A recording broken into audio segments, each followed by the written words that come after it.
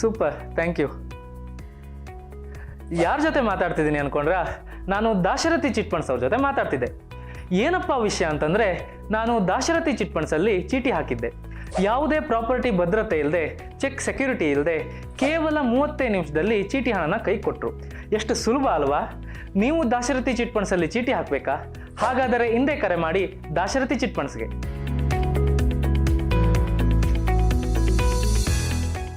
ನಮಾಮಿ ಶಂಕರ. ಸದಾಶಿವ ಸಮಾರಂಭಂ ಶಂಕರಾಚಾರ್ಯ ಮಧ್ಯಮಾಂ ಅಸ್ಮದಾಚಾರ್ಯ ಪರ್ಯಂತಂ ವಂದೇ ಗುರು ಪರಂಪರಾ. ಶ್ರುತಿ ಸ್ಮೃತಿ ಪುರಾಣಾನಾಂ ಆಲಯಂ ಕರುಣಾಲಯಂ ನಮಾಮಿ ಭಗವತ್ಪಾದಂ ಶಂಕರಂ ಲೋಕಶಂಕರಂ. ನಾಡಿನ ಸಮಸ್ತ ವೀಕ್ಷಕ ಬಂಧುಗಳ ಪಾದಾರವಿಂದಗಳಿಗೆ ನನ್ನ ಶಿರಸಾಷ್ಟಾಂಗ ನಮಸ್ಕಾರಗಳು. ಎಲ್ಲರಿಗೂ ಶುಭೋದಯ. ಮಾತೃದೇವೋಭವ. ಬನ್ನಿ, ಈ ವಾರದ ಪಂಚಾಂಗ ಫಲ ನೋಡೋಣ. 18ನೇ ತಾರೀಕು ಜನವರಿ 2026 ಭಾನುವಾರ. ಶ್ರೀ ವಿಶ್ವಾವಸುನಾಮ ಸಂವತ್ಸರೆ, ಉತ್ತರಾಯಣೆ, ಹೇಮಂತ ಋತು, ಪುಷ್ಯಮಾಸೆ, ಕೃಷ್ಣ ಪಕ್ಷದ ಅಮಾವಾಸ್ಯ, ಪೂರ್ವಾಷಾಢ ನಕ್ಷತ್ರ, ಹರ್ಷಣ ಯೋಗ, ಚತುಷ್ಪಾದ ಕರ್ಣ. ಇವತ್ತಿನ ಪಂಚಾಂಗ ಫಲ. ನಾಳೆಯಿಂದ ವಿಶೇಷವಾಗಿ ಶಿಶಿರ ಋತು ಆರಂಭ ಆಗತಕ್ಕಂಥದ್ದು. ಈ ಚುಮ್ಮು ಚಳಿ ಸ್ವಲ್ಪ ಕರಗಲಿಕ್ಕೆ ಶುರು ಆಗ್ತಕ್ಕಂಥದ್ದಾಗುತ್ತೆ. ಉತ್ತರಾಯಣ ಬೇರೆ, ಬೇಕು ನಮಗೆ ಬಿಸಿಲು. ಏನೋ ನಮಗೆ ಗೊತ್ತಿಲ್ಲದೆ ಎಲ್ಲರೂ ಸನ್ ರೂಫ್ ಅಂತ ಕಾರ್ ತಗೋತೇವೆ. ನಮಗ್ ಸನ್ ರೂಫ್ ಬೇಕಿಲ್ಲ. ನಿಜ ಹೇಳ್ಬೇಕು ಅಂದ್ರೆ ನಾವೊಂಚೂರು ದಡ್ರುಗಳು. ಅವ್ರೂರಿಗೂ ಬೇಕು. ಅವ್ರೂರಲ್ಲಿ ಸೂರ್ಯನೇ ಇಲ್ಲ, ಅದಕ್ಕೆ ಅವ್ರಿಗೆ ಚರ್ಮದ ಕಾಯಿಲೆ. ನೀವು ಯಾರೇ ವೆಸ್ಟರ್ನ್ಸ್ ನೋಡಿ ಫುಲ್ಲು ಮಚ್ಚೆಗಳಿರುತ್ತೆ. ವಿಟಮಿನ್ ಇ, ಬೇರೆ ರೀತಿದು ಕೊರತೆಗಳು ಅವರಿಗೆ. ಅದಕ್ಕೆ ಅವ್ರು ನೋಡಿ ಸೂಟ್ ಧರಿಸ್ತಾರೆ. ಚಳಿಗೆ ದೇಶ ಅವುಗಳು ಸಿಕ್ಕಾಬಟ್ಟೆ. ಆಮೇಲೆ ನಮ್ಮೂರಲ್ಲಿ ಲಿಫ್ಟಿಕ್ ಇಲ್ಲ, ಅವ್ರೂರಲ್ಲಿ ಲಿಫ್ಟಿಕ್ ಹಚ್ಕೋತಾರೆ. ಆಕ್ಚುಲಿ ಅವ್ರೂರಿಗೆ ಹಚ್ಕೋಬೇಕು. ಇಲ್ಲ ಅಂದ್ರೆ ತುಟಿ ಆ ಐಸಿಗೆ ಒಡೆದೋಗ್ಬಿಡುತ್ತೆ ತುಟಿಗಳು.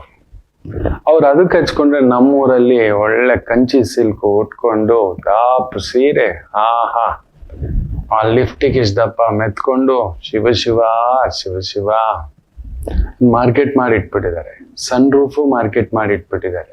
ಅದರ ಜೊತೆನಲ್ಲಿ ನೋಡಿ, ಅಮೇರಿಕ ವಿಶೇಷವಾಗಿ ಒಂದು ಮ್ಯಾಂಡೇಟ್ರಿಯನ್ನ ರಿಲೀಸ್ ಮಾಡುತ್ತೆ. 2025 ಹಾಗೂ 30 ಹೊಸ ಆಹಾರ ಮಾರ್ಗಸೂಚಿಗಳನ್ನ ಅಮೆರಿಕ ತನ್ನ ಪ್ರಜೆಗಳಿಗೆ ಹೇಳ್ಕೊಟ್ಬಿಟ್ಟಿದೆ. ನಾವೇನ್ ತಿನ್ಬೇಕು, ಹೇಗಿರ್ಬೇಕು ಅಂತ ಮುಖ್ಯವಾಗಿ ಹೇಳ್ತಾರೆ. US ಆರೋಗ್ಯ ಸಚಿವಾಲಯ, ಮಾನವ ಸೇವೆಗಳ ಇಲಾಖೆ, ಕೃಷಿ ಇಲಾಖೆ ಮೂರೂ ಸೇರ್ಕೊಂಡು ಹೊಸ ಮಾರ್ಗಸೂಚಿಗಳನ್ನ ಇಟ್ಟಿದೆ. ಯಾವುದೇ ಕಾರಣಕ್ಕೂ ಪ್ಯಾಕೆಟ್ ಮತ್ತು ಅತಿ ಸಂಸ್ಕರಿಸಿದ ಆಹಾರಗಳಿಂದ ದೂರವಿರಿ. ಪ್ಯಾಕೇಜ್ಡ್ ಫುಡ್ ಅಂತ ಹೇಳ್ತಾನೆ. ಪ್ಯಾಕ್ಡ್ ಫುಡ್, ಈ ಮ್ಯಾಗಿ ಅಂತೆ, ಜ್ಯೂಸುಗಳಂತೆ, ಚಾಕ್ಲೇಟ್ಗಳಂತೆ, ಬೇರೆ ಫ್ರೆಂಚ್ ಫ್ರೈಗಳಂತೆ, ಎಲ್ಲ ಪ್ಯಾಕೇಜ್ ಫುಡ್ ಇಂದ ಎಲ್ಲರೂ ದೂರ ಇರಿ ಅಂತ ಹಾಕ್ಬಿಟ್ಟಿದ್ದಾನೆ. ಮಾರಬೇಡಿ, ಕೊಡಬೇಡಿ, ಇನ್ನೊಂದು ಅಂತ. ಟೆಕ್ನಾಲಜಿನಲ್ಲಿ ನಂಬರ್ 1 ಅಂತಾನೆ, ಇನ್ನೊಂದ್ರಲ್ಲಿ ನಂಬರ್ 1 ಅಂತಾನೆ. ಅದು ಬಿಡಿ, ಡಯಾಬಿಟಿಸ್ ಅಲ್ಲಿ ಪ್ರತಿ 3ರಲ್ಲಿ ಒಬ್ಬರಿಗೆ, ಅಲ್ಲಿ ಅತಿ ಬೊಜ್ಜಿನಿಂದ, ಸಿವಿಯರ್ ವೆಯ್ಟ್ ಇಂದ, PCOD, PCOS, ಅಮೆರಿಕನ್ ಸ್ತ್ರೀಯರಿಗೆ ಮಕ್ಕಳಾಗುವುದಿಲ್ಲ. ಕಾರಣ ಏನಂದ್ರೆ ಇದೆ, ಪ್ಯಾಕ್ಡ್ ಫುಡ್ಡು, ಟಿನ್ ಫುಡ್ಡು, ಮಾತಾಡಿದ್ರೆ junk food, button, Swiggy, Zomato ಒತ್ತು ತರ್ಸ್ಕೋ, ಇನ್ನೊಂದು ಪಿಜ್ಜಾ, ಬರ್ಗರ್, ಲೊಟ್ಟು ಲೊಸ್ಕು ತಿಂದು ತಿಂದು ತಿಂದು ಪ್ರತಿ 3ರಲ್ಲಿ ಒಬ್ಬರಿಗೆ, ಅಲ್ಲಿರೋದೇ 35 ಕೋಟಿ ಜನ, 35-36 ಕೋಟಿ ಜನ, 12 ಕೋಟಿ ಜನಕ್ಕೆ ಇದೆ. 12 ಕೋಟಿ ಜನಕ್ಕೆ. ಇನ್ನು PCOD ತಗೊಳ್ಳಿ, PCOS ತಗೊಳ್ಳಿ, ಫೈಬ್ರಾಯ್ಡ್ಸ್ ತಗೊಳ್ಳಿ, ಬೇರೆದಾಗಿ ಕೂತಿದೆ. ಕಾರಣವೇ ಇದು. ನೀವು ಅರ್ಥ ಮಾಡ್ಕೊಳ್ಳಲ್ಲ. ಹೋಗ್ತೀವಿ, packed food, packed juice, packed cool drinks, ಅದು ಬೇರೆ. ಮಗಳು ದಯಮಾಡಿ ಹೇಳ್ತಾನೆ, ನಿಮಗೆ ತುಂಬಾ ಇಷ್ಟ ಆಯ್ತಾ, ಹೋಗಿ ಯಾರಾದ್ರೂ ಕಬ್ಬಿನ ಹಾಲು ಮಾರ್ತಿರ್ತಾರೆ, ಅಲ್ಲೇ ನಿಂತ್ಕೊಂಡು ಕಬ್ಬು ರುಬ್ಬಿ ಕೊಡ್ತಾನೆ. ಆ ಹಾಲು ಕುಡಿದು ಬಿಡ್ಬೇಕಾದ್ರೆ ನಿಮ್ ತೃಪ್ತಿಗೆ ಒಂದು ಯಾವಾಗಲೂ ತಿಂಗಳಿಗೊಂದು ಬೇಕು, ಐರನ್ ಕಂಟೆಂಟ್ ಇದೆ. ಎಸ್, ಶುಗರ್ ಸ್ಪೈಕ್ ಆಗುತ್ತೆ ನಿಜವೇ. ಶುಗರ್ ಇಲ್ದಿರೋರು ಶುಗರ್ ಜ್ಯೂಸನ್ನ ಕುಡೀರಿ. ಶುಗರ್ ಇರೋರು ಏನೋ ಕುಡಿಬೇಕು ಆಸೆಗೆ 1-2 ಸ್ಪೂನ್ ಕುಡೀರಿ. ನಾನು ಹಾಗೆ ಮಾಡೋದು. ಬಾಯಿಗೆ ರುಚಿ ಬೇಕು, ಸರಿ 2 ಸ್ಪೂನ್ ತಗೊಳ್ಳಿ. ಅದು ಬಿಟ್ಟು ಇದು ಯಾವುದು ಕೂಲ್ ಡ್ರಿಂಕ್ಸ್ ತಗೋತೇನೆ, ಇದು ಯಾವುದು ಕ್ರೀಮ್ ಬಿಸ್ಕೆಟ್ ತಗೋತೇನೆ, ಪಾಕ್ಡ್ ಕ್ರೀಮ್ ಬಿಸ್ಕೆಟ್, ಈ ಓರಿಯೋ ಏನೇನೋ ಇದೆಯಲ್ಲ, ಇವೆಲ್ಲ ನಿಮಗೆ ಡೈರೆಕ್ಟ್ ಥ್ರೆಟ್ ಮಕ್ಕಳೇ. ಪಾಯ್ಸನಸ್ ವಿಷವನ್ನ ನೇರವಾಗಿ ಲೀಗಲ್ ಆಗಿ ಮಾರುತ್ತಿದ್ದಾರೆ. ದಯಮಾಡಿ ಹೇಳ್ತೇನೆ, ನೂಡಲ್ಸ್ ಅಂತೆ, ಮ್ಯಾಗಿ ಅಂತೆ, ಆಮೇಲೆ ಕಲರ್ ಫುಡ್ಗಳು ಮಾರ್ತಿರ್ತಾರೆ. ಕಲರ್ ಇದೆ ಅಂದ್ರೆ ಅದು ಡೇಂಜರೇ. ನೀವೊಂದು ಚೋಚು ತಗೊಳಕ್ ಹೋದ್ರು ಗ್ರೀನ್ ಕಲರ್ ಮಾರ್ತಿರ್ತಾನೆ, ಫುಲ್ ಕೆಂಪು ಕಲರ್ ಮಾರ್ತಿರ್ತಾನೆ. ಅದು ಅಷ್ಟು ಕಲರ್ ಬರೋದೇ ಇಲ್ಲ. ನಾನು ಫುಡ್ ಇಂಡಸ್ಟ್ರಿನಲ್ಲಿ ಇದ್ದಿದ್ರಿಂದ ಹೇಳ್ತಿದ್ದೇನೆ. ಎಸ್ಪೆಷಲಿ ಈ ಸ್ನ್ಯಾಕ್ಸ್ ಡಿವಿಷನ್ ಅಲ್ಲಿ ನಾನು ಇದ್ದಿದ್ರಿಂದ, ನಮ್ದು ಒಂದು ಯೂನಿಟ್ ಇತ್ತು, ಒಂದು 24 ಜನ ಕೆಲಸ ಮಾಡ್ತಿದ್ರು. ಸುಮಾರು ಒಂದು 28 ವರ್ಷಗಳ ಹಿಂದ್ಗಡೆ ನನಗೆ ಅದರ ಬಗ್ಗೆ ಅವಗಾಹನೆ ಉಂಟು. ಒಂದಿಷ್ಟು ಕಲರ್, ಇಷ್ಟು ಮಕ್ಕಳೇ ಹಾಕಿದ್ರೆ 10 kg ಹಿಟ್ಟು ಕಲರ್ ಬರುತ್ತೆ. ಫುಲ್ಲು ಕಡಲೆ ಹಿಟ್ಟು, ಒರಿಜಿನಲ್ ಕಡಲೆ ಹಿಟ್ಟು ಕೂಡ ಅದ್ರ ಮುಂದ್ಗಡೆ ಏನೂ ಅಲ್ಲ. ನೀವು ನಂಬಲ್ಲ. ಈ ನಿಮ್ಗೆ ಹೇಳಿದ್ರೆ ಗುಂಡಿಗೆ ಹಾರ್ಟ್ ಅಟ್ಯಾಕ್ ಆಗುತ್ತೆ. ದಯಮಾಡಿ ಪ್ಯಾಕೇಜ್ ಸಾಂಬಾರ್ ಪೌಡರ್ ತಗೋಬೇಡಿ, ಚಿಲ್ಲಿ ಪೌಡರ್ ತಗೋಬೇಡಿ, ಗರಂ ಮಸಾಲ ಏನೇನೋ ಮಾಡ್ತಾರಲ್ಲ, ದಯಮಾಡಿ ಬೇಡ. ಮನೇಲೆ ಮಾಡ್ಕೊಳ್ಳಿ ಮಕ್ಕಳೇ. ಕುದುರೆ ಲದ್ದಿನ ತಗೋಬಂದು ಲದ್ದಿಗಳು ಒಣಗಿಸಿ ಅದಕ್ಕೆ ಕಲರ್ ಕೋಟಿಂಗ್ ಮಾಡಿ ಅದನ್ನ ಮಾರ್ತಿದ್ದಾನೆ. ನಂಬರ್ 1 ಬ್ರ್ಯಾಂಡ್ಗಳು ಹೇಳೋಕ್ ನನ್ಗೆ ಅಸಹ್ಯ ಆಗುತ್ತೆ. ಅವ್ರು ದುಡ್ಡು ಕೊಟ್ಟು ಏನೋ ಮಾಡಿಟ್ಬಿಟ್ಟಿದ್ದಾರೆ. ಕೇಳಿದ್ರೆ ಯಾರು ಡೂಪ್ಲಿಕೇಟ್ ಅಲ್ಲಿ ನಮ್ಮ ಹೆಸರಲ್ಲಿ ಮಾರ್ತಿದ್ದಾರೆ ಅಂತ ಹೇಳ್ತೀನಿ. ಇಲ್ಲಾಂದ್ರೆ ಅವನು ಆ ರೇಟ್ ಕೊಡೋಕ್ ಆಗೋಲ್ಲ. 100 ರೂಪಾಯಿ ಎಣ್ಣೆ ಲೀಟ್ರು, 120, 130 ರೂಪಾಯಿ ಪ್ಯಾಕೇಜ್ ಎಣ್ಣೆ ಕೊಡ್ಲಿಕ್ಕೆ ಆಗೋಲ್ಲ. ಅದು ತಿನ್ನೋ ಎಣ್ಣೆ ಅಲ್ಲ, ನೀವು ಡೈರೆಕ್ಟ್ ಕೆಮಿಕಲ್ ಹಾಕೋತಿದ್ದೀರಿ, ಡೈರೆಕ್ಟ್ ಡ್ರಗ್ಸ್ ಗಳನ್ನ ತಗೋತಿದ್ದೀರಿ. ಅದಕ್ಕೆ ಮಕ್ಕಳ ವಿಚಾರ, ಕ್ಯಾನ್ಸರ್ ವಿಚಾರ. ಇನ್ನೊಂದು, ನಮ್ಮ ಭಾರತದಲ್ಲಿ ಇವತ್ತಿನ ಡೇಟಾ ಪ್ರಕಾರ ಕಡಿಮೆ ಅಂದ್ರೂ 21 ಕೋಟಿ ಜನಕ್ಕೆ ಡಯಾಬಿಟಿಸ್ ಇದೆ. ಅದರ ಡಬಲ್ ಇದೆ ನಾನಂತೂ ಹೇಳ್ತೇನೆ. ತುಂಬಾ ಜನ ಹೋಗಿ ಚೆಕ್ ಮಾಡಿಸಿಲ್ಲ. ನಮ್ಮ ತಂದೆಗೆ ಗೊತ್ತಿರ್ಲಿಲ್ಲ. ನನ್ನ ತಮ್ಮನಿಗೊಂದು ಗಾಯ ಆಗಿ ವಾಸಿ ಆಗ್ತಿಲ್ಲ ಅಂತ ಚೆಕ್ ಮಾಡಿದಾಗ ಗೊತ್ತಾಗಿತ್ತು. ಆಗ ನಮ್ ತಾಯಿಗೆ ಚೆಕ್ ಮಾಡಿದ್ರು. ಯಾಕಂದ್ರೆ ಗಂಡ್ ಮಕ್ಕಳಿಗೆ ಶುಗರ್ ಬರುತ್ತೆ ಅಂದ್ರೆ ತಾಯಿಗೆ ಇರುತ್ತೆ ಅಂತ ಮಾತು. ತಾಯಿಗೆ ಇರ್ಲಿಲ್ಲ. ತಂದೆಗೆ ಚೆಕ್ ಮಾಡಿದ್ರೆ 400 ಹೊಡಿತಿತ್ತು. ಅವ್ರಿಗೆ ಗೊತ್ತೇ ಇಲ್ಲ. ಮುದ್ದೆ ತಿನ್ನೋರು ಅವರು, ಕೂಲಿ ಕೆಲಸ ಮಾಡೋರು ಅವರು. ನನಗ್ ಚೆಕ್ ಮಾಡಿದ್ರು. ಬರೀ AC-ನಲ್ಲಿ ಕೂತ್ಕೊಂಡು ಕೆಲಸ ಮಾಡ್ತಿದ್ದವ್ ನಾನು. ಇರ್ಲಿಲ್ಲ. ಈ ಒಂದು ಓವರ್ ವೆಯ್ಟ್ ಇದ್ರೂ ಕೂಡ ನನಗಿರ್ಲಿಲ್ಲ. ಅದು ನೋಡಿ ಹುಷಾರಾಗ್ಬಿಟ್ಟೆ ನಾನು. ಸಿಕ್ಕಾಬಟ್ಟೆ ವಾಕಿಂಗು ಅದು ಇದು ಅಂತ ಹೇಳ್ಬಿಟ್ಟು ಒಂದು 10 kg ಇಮಿಡಿಯೇಟ್ ಇಳಿಸ್ಕೊಂಡಿದ್ದಾನೆ. 10 kg 6 ತಿಂಗಳಲ್ಲಿ ಇಳಿಸ್ಕೊಂಡಿದ್ದಾನೆ. ದಿನ ಕಡಿಮೆ ಅಂದ್ರೂ ಒಂದು 7 ರಿಂದ 8 ಕಿಲೋಮೀಟರ್ ವಾಕ್ ಮಾಡ್ತಿದ್ದೆ ಕಂಪಲ್ಸರಿ. ಸೊ ದಯಮಾಡಿ ಹೇಳ್ತಿದ್ದೇನೆ, ಏನ್ ತಿಂತಿದ್ದೀರಿ ತಿಳ್ಕೊಳ್ಳಿ. ಊಟ ಬಲ್ಲವನಿಗೆ ರೋಗವಿಲ್ಲ. ಯಾಕಂದ್ರೆ ಈ ಗ್ರಹಗಳ ಸಂಧಿ ಬೇರೆ ಹೆಂಗೆ ನಿಂತ್ಕೊಂಡಿದೆ ಅಂದ್ರೆ ನಿಮಗೆ ಗೊತ್ತಿಲ್ಲ ಮಕ್ಕಳೇ. an atom bomb is increasing. atom bomb ನೋಡಿ, ಒಂದು ಬಹುದೊಡ್ಡ ಒಂದು ಬ್ರಿಟಿಷ್ ಜರ್ನಲ್ ಅಲ್ಲಿ ಪಬ್ಲಿಷ್ ಮಾಡ್ತಾರೆ. ವಿತ್ ಡೇಟಾ ಹಾಕ್ತಾರೆ. ಯಾವ ದಿನದಿಂದ ಯಾವ ದಿನ ಆಗಿದೆ.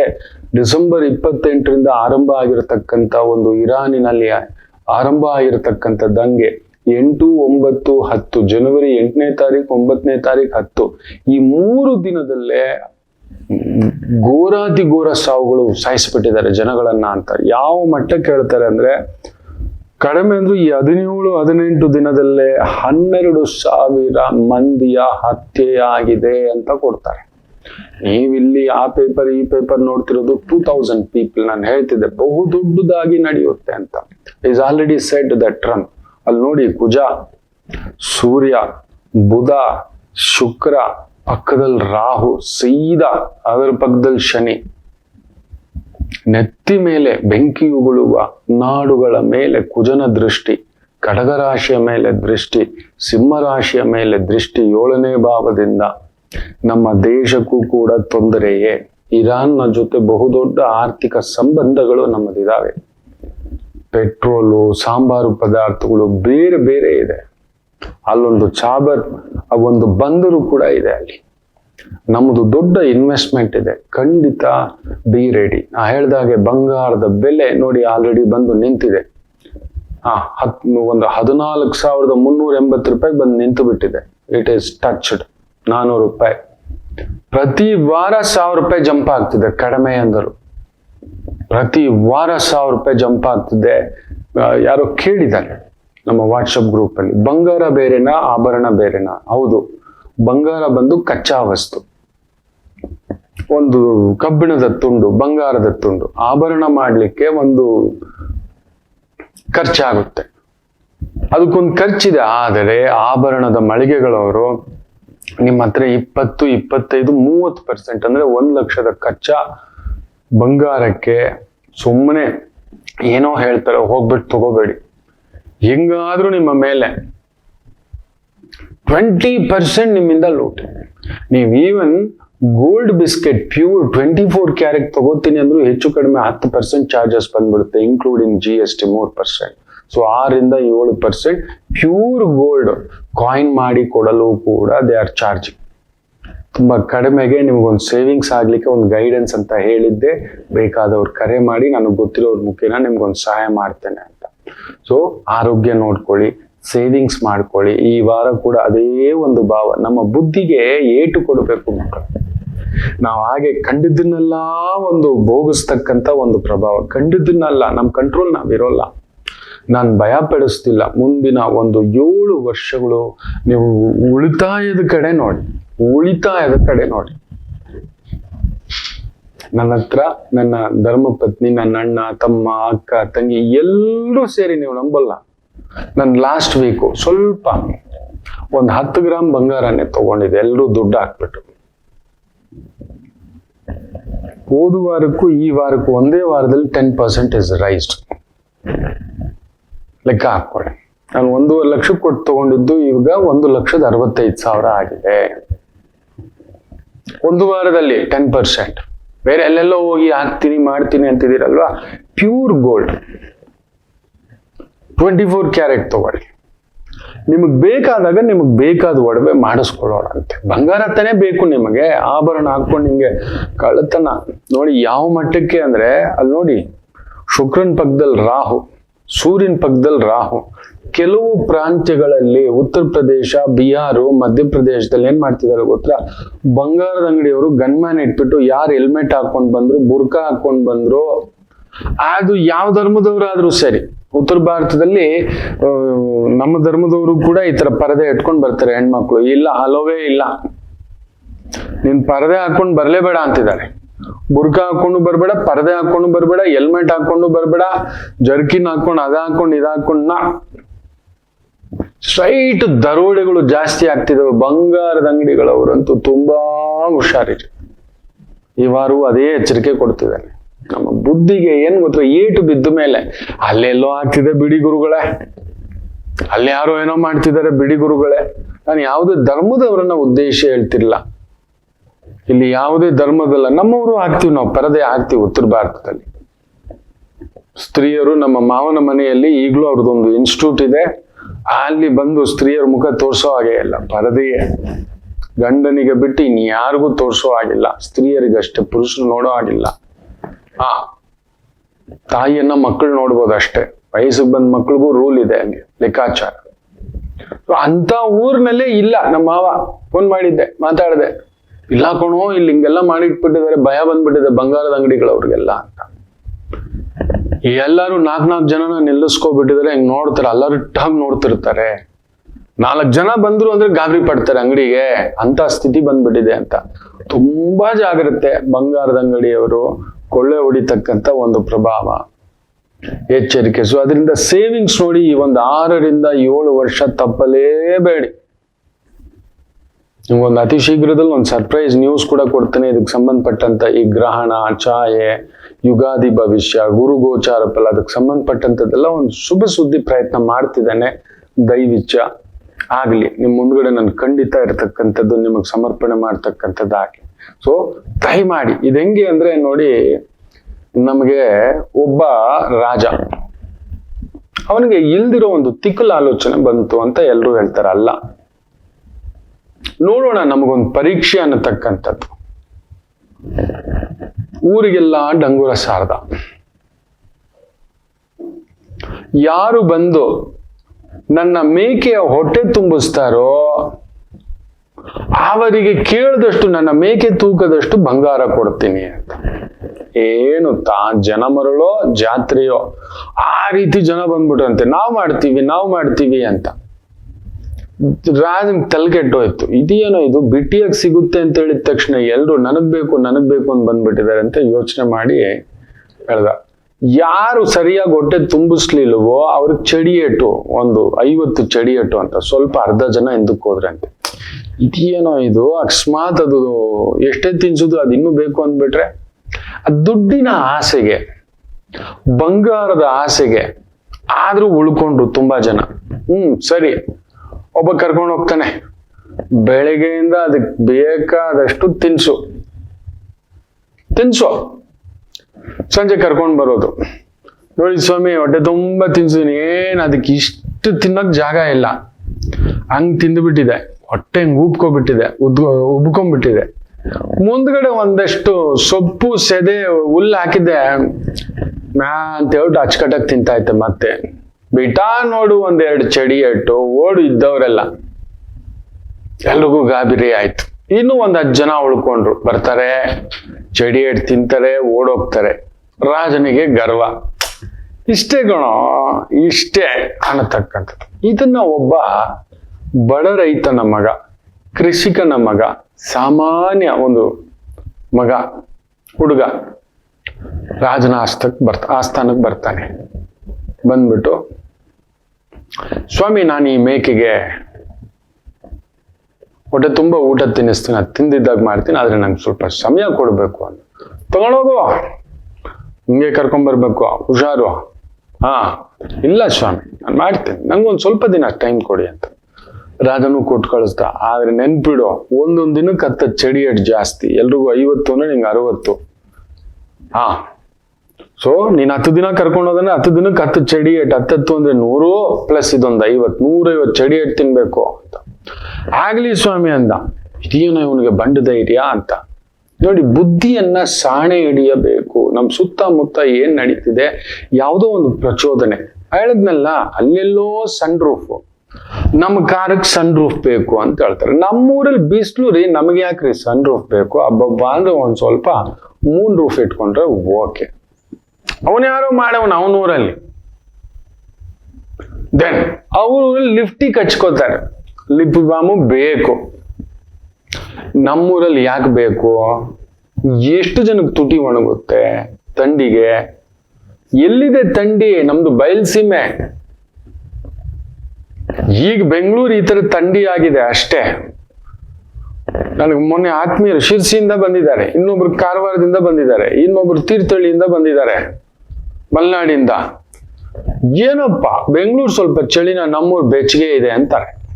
ಬೆಂಗಳೂರು ಚಳಿ, ಅದನ್ ಬೇರೆ ಇನ್ಯಾರೋ ಮೆಡಿಯಾನಲ್ಲಿ ಬೆಂಗಳೂರು ಬಿಟ್ಟು ಹೋಗ್ಬಿಡಿ, 4 ದಿನ ಚಳಿ ಆಗ್ಬಿಡುತ್ತೆ ಅಂತ ಏನ್ ಹೇಳ್ತೀರಾ? ಹಾಗಾದ್ರೆ ಡಾಕ್ಟರ್ಗಳೆಲ್ಲ ಹೊರಟೋಗ್ಬಿಟ್ರೆ ಬೆಂಗಳೂರು, ಬಸ್ ಓಡಿಸೋ ಡ್ರೈವರ್ಗಳೆಲ್ಲ ಹೊರಟೋಗ್ಬಿಟ್ರೆ, ಮೆಟ್ರೋ ಟ್ರೈನ್ ಓಡಿಸೋ ಡ್ರೈವರ್ಗಳು ಹೋಗ್ಬಿಟ್ರೆ, ಪೈಲಟ್ಗಳು ಬೆಂಗಳೂರು ಸವಾಸ ಬೇಡ ಅಂತ ಪ್ಲೇನ್ ಓಡಿಸೋರು ಹೋಗ್ಬಿಟ್ರೆ, ನರ್ಸುಗಳು ಹೋಗ್ಬಿಟ್ರೆ, ಕಾಂಪೌಂಡರ್ಗಳು ಓಡ್ಬಿಟ್ರೆ, ಈ ರಸ್ತೆ ಕಸ ಗುಡಿಸ್ತಕ್ಕಂಥವ್ರೆಲ್ಲ ಬೆಂಗಳೂರು ಬಿಟ್ಟು ಹೋಗ್ಬಿಟ್ರೆ ಬೆಂಗಳೂರು ಕತೆ ಏನು ಅಂತ ಏನಾದ್ರು ಇದೆಯಾ? ಏನೋ ಅಸಂಬದ್ಧ. ಯಾರು ಥಂಡಿನಲ್ಲಿ ಬದುಕೇ ಇಲ್ಲ. ಈ ರೀತಿ ನೆಗೆಟಿವ್ ಸ್ಪ್ರೆಡ್ ಮಾಡತಕ್ಕಂಥ ವಿಚಾರಗಳಿಗೆ ಬೇಗ ನಾವು ಬಂದು ಆಗೋದು. ಬ್ರೇಕಿಂಗ್ ನ್ಯೂಸ್, ಬೆಂಗಳೂರಲ್ಲಿ ಭಾರಿ ಥಂಡಿ, ಓಡೋಗಿ ಬೆಂಗಳೂರು ಬಿಟ್ಟು ಹೋಗ್ಬಿಡಿ. ಹೇಳ್ದವ್ರೆ ಹೋಗಿಲ್ಲ. ಏನ್ ಹೇಳ್ತೀರಿ? ಇದು ನಡೀತಿರೋದು. ನಮ್ಮ ಬುದ್ಧಿಗೆ ನಾವು ನಿಜವಾಗ್ಲೂ ಚಾಟಿ ಏಟ್ ಹಾಕೋಬೇಕು. ಏನ್ ಮಾಡ್ತಿದೀವಿ ನಾವು? ಯಾವ್ದಕ್ಕೆ ಆಕರ್ಷಣೆ ಹೊಂದುತ್ತಿದೀವಿ? ಇದು ಸರಿಯಾ, ಇದು ತಪ್ಪ ಅಂತ ಇಲ್ಲ. ಅವ್ದು ಒಂದು ಅವಗಾಹನೆಗೆ ಒಳಗಾಗಿ ಈ ತರದ್ದೆಲ್ಲ ಒಂದು ತಲೆ ಕೆಡ್ಸ್ಕೊತಿರೋದು. ನೋಡಿ, ಇವನು ರೈತನ ಮಗ. ರಾಜ ಮೇಕೆ ಜೊತೆ ಕೆಲವೊಂದು ಆಕರ್ಷಣೆಗಳಿಟ್ಟ.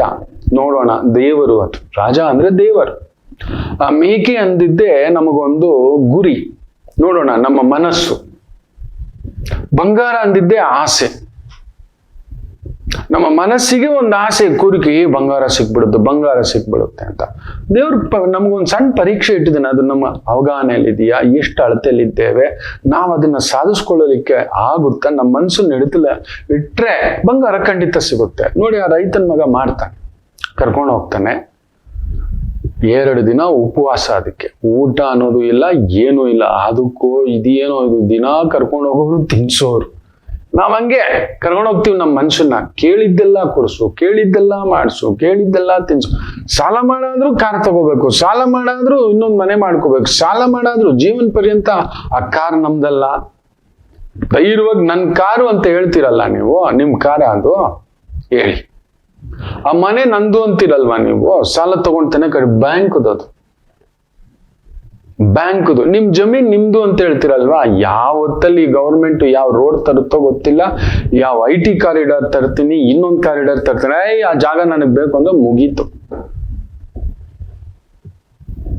ಯೋಚನೆ ಮಾಡಿ ನೋಡಿ, ಇದೆಲ್ಲ ನಡೀತಿದೆ. ನಿಮ್ಗೆ ಅದ್ರ ಅವಗಾಹನೆ ಇಲ್ಲ. ನಿಮ್ಮ ಮನಸ್ಸನ್ನ ನೀವು ನಿಯಂತ್ರಣ ಇಟ್ಕೊಂಡಿಲ್ಲ. ನೋಡಿ, ಚೆನ್ನಾಗಿ ಕರ್ಕೊಂಡೋಗಿ ತಿನ್ಸೋದು. ಯಾರೋ ಕೊಟ್ರು, ಯಾರೋ ಮಾಡ್ತಿದ್ದಾರೆ, ಇನ್ನೊಂದು ಅಂತ. ಆ ಒಂದು ಮೇಕೆಗೆ 2-3 ದಿನ ಉಪವಾಸ ಆಗ್ಬಿಟ್ಟೆ. ಅದಕ್ಕೆ ಅಯ್ಯೋಯ್ಯೋ ಅನ್ಸ್ಬಿಟ್ಟಿದೆ. ಒಂದ್ ಸ್ವಲ್ಪ ಹುಲ್ಲು. 4ನೇ ದಿನ ಬಂದ. ಹುಲ್ಲು ಹಿಂಗ ಹಗ್ಗಕ್ಕೆ ಕಟ್ಟಿಬಿಟ್ಟು ಹಿಂಗ್ ಬಿಟ್ಟ. ಅದ್ ತಿನ್ನೋಕ್ ಬಂದ್ರೆ ಒಂದು ಚಡಿ ಅಟ್ಟು ಫೈಡ್ ಅಂತ, ಇದು ಏನೋ ಇದು ಅಂತ.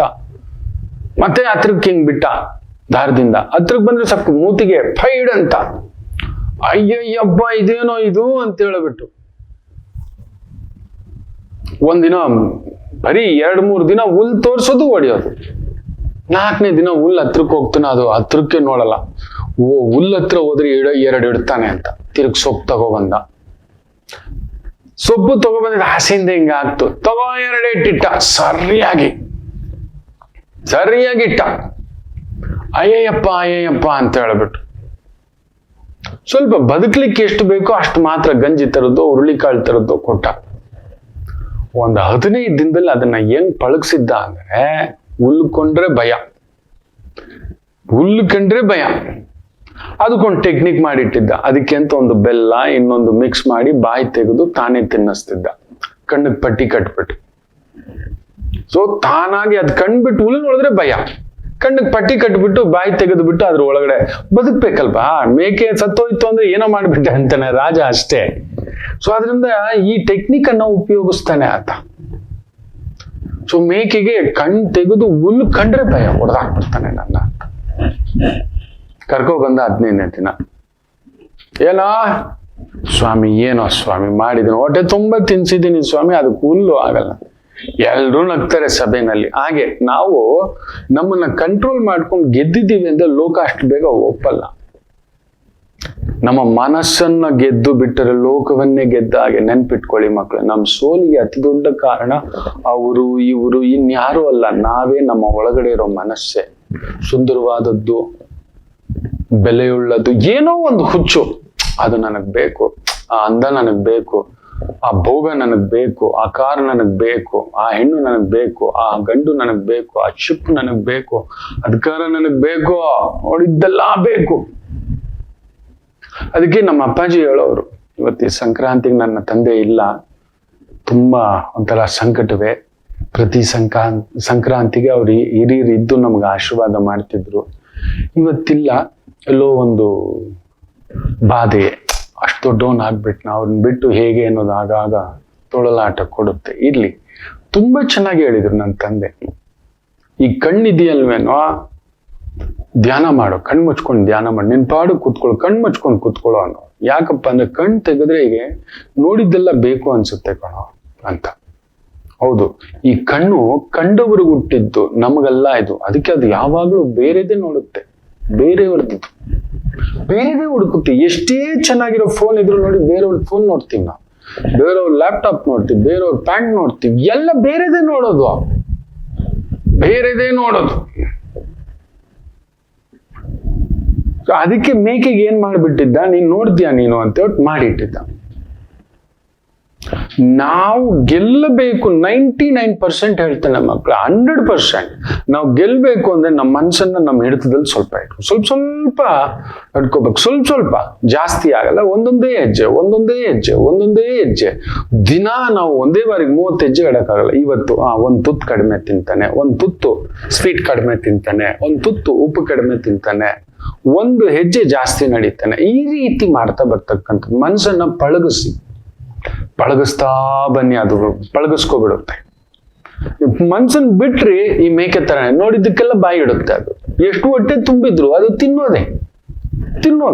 ನಮ್ಮ ಮನ್ಸು ಹಾಗೆ, ಎಷ್ಟಿದ್ದರೂ ನಾವು ತೃಪ್ತರಲ್ಲ. ಅಷ್ಟು ದೊಡ್ಡ IAS ಆಫೀಸರ್, 8ನೇ ರ್ಯಾಂಕು, ಇವನ್ ಮನೆ ಬಂಗಾರ ಆಗೋಗ, ಸರ್ಕಾರದ ಅತಿ ಉನ್ನತ ಅಧಿಕಾರಿ, ಅವನ್ ಹೆಂಡ್ತಿನೂ IAS ಆಫೀಸರ್. ನೀವು ನಂಬ್ತೀರಾ?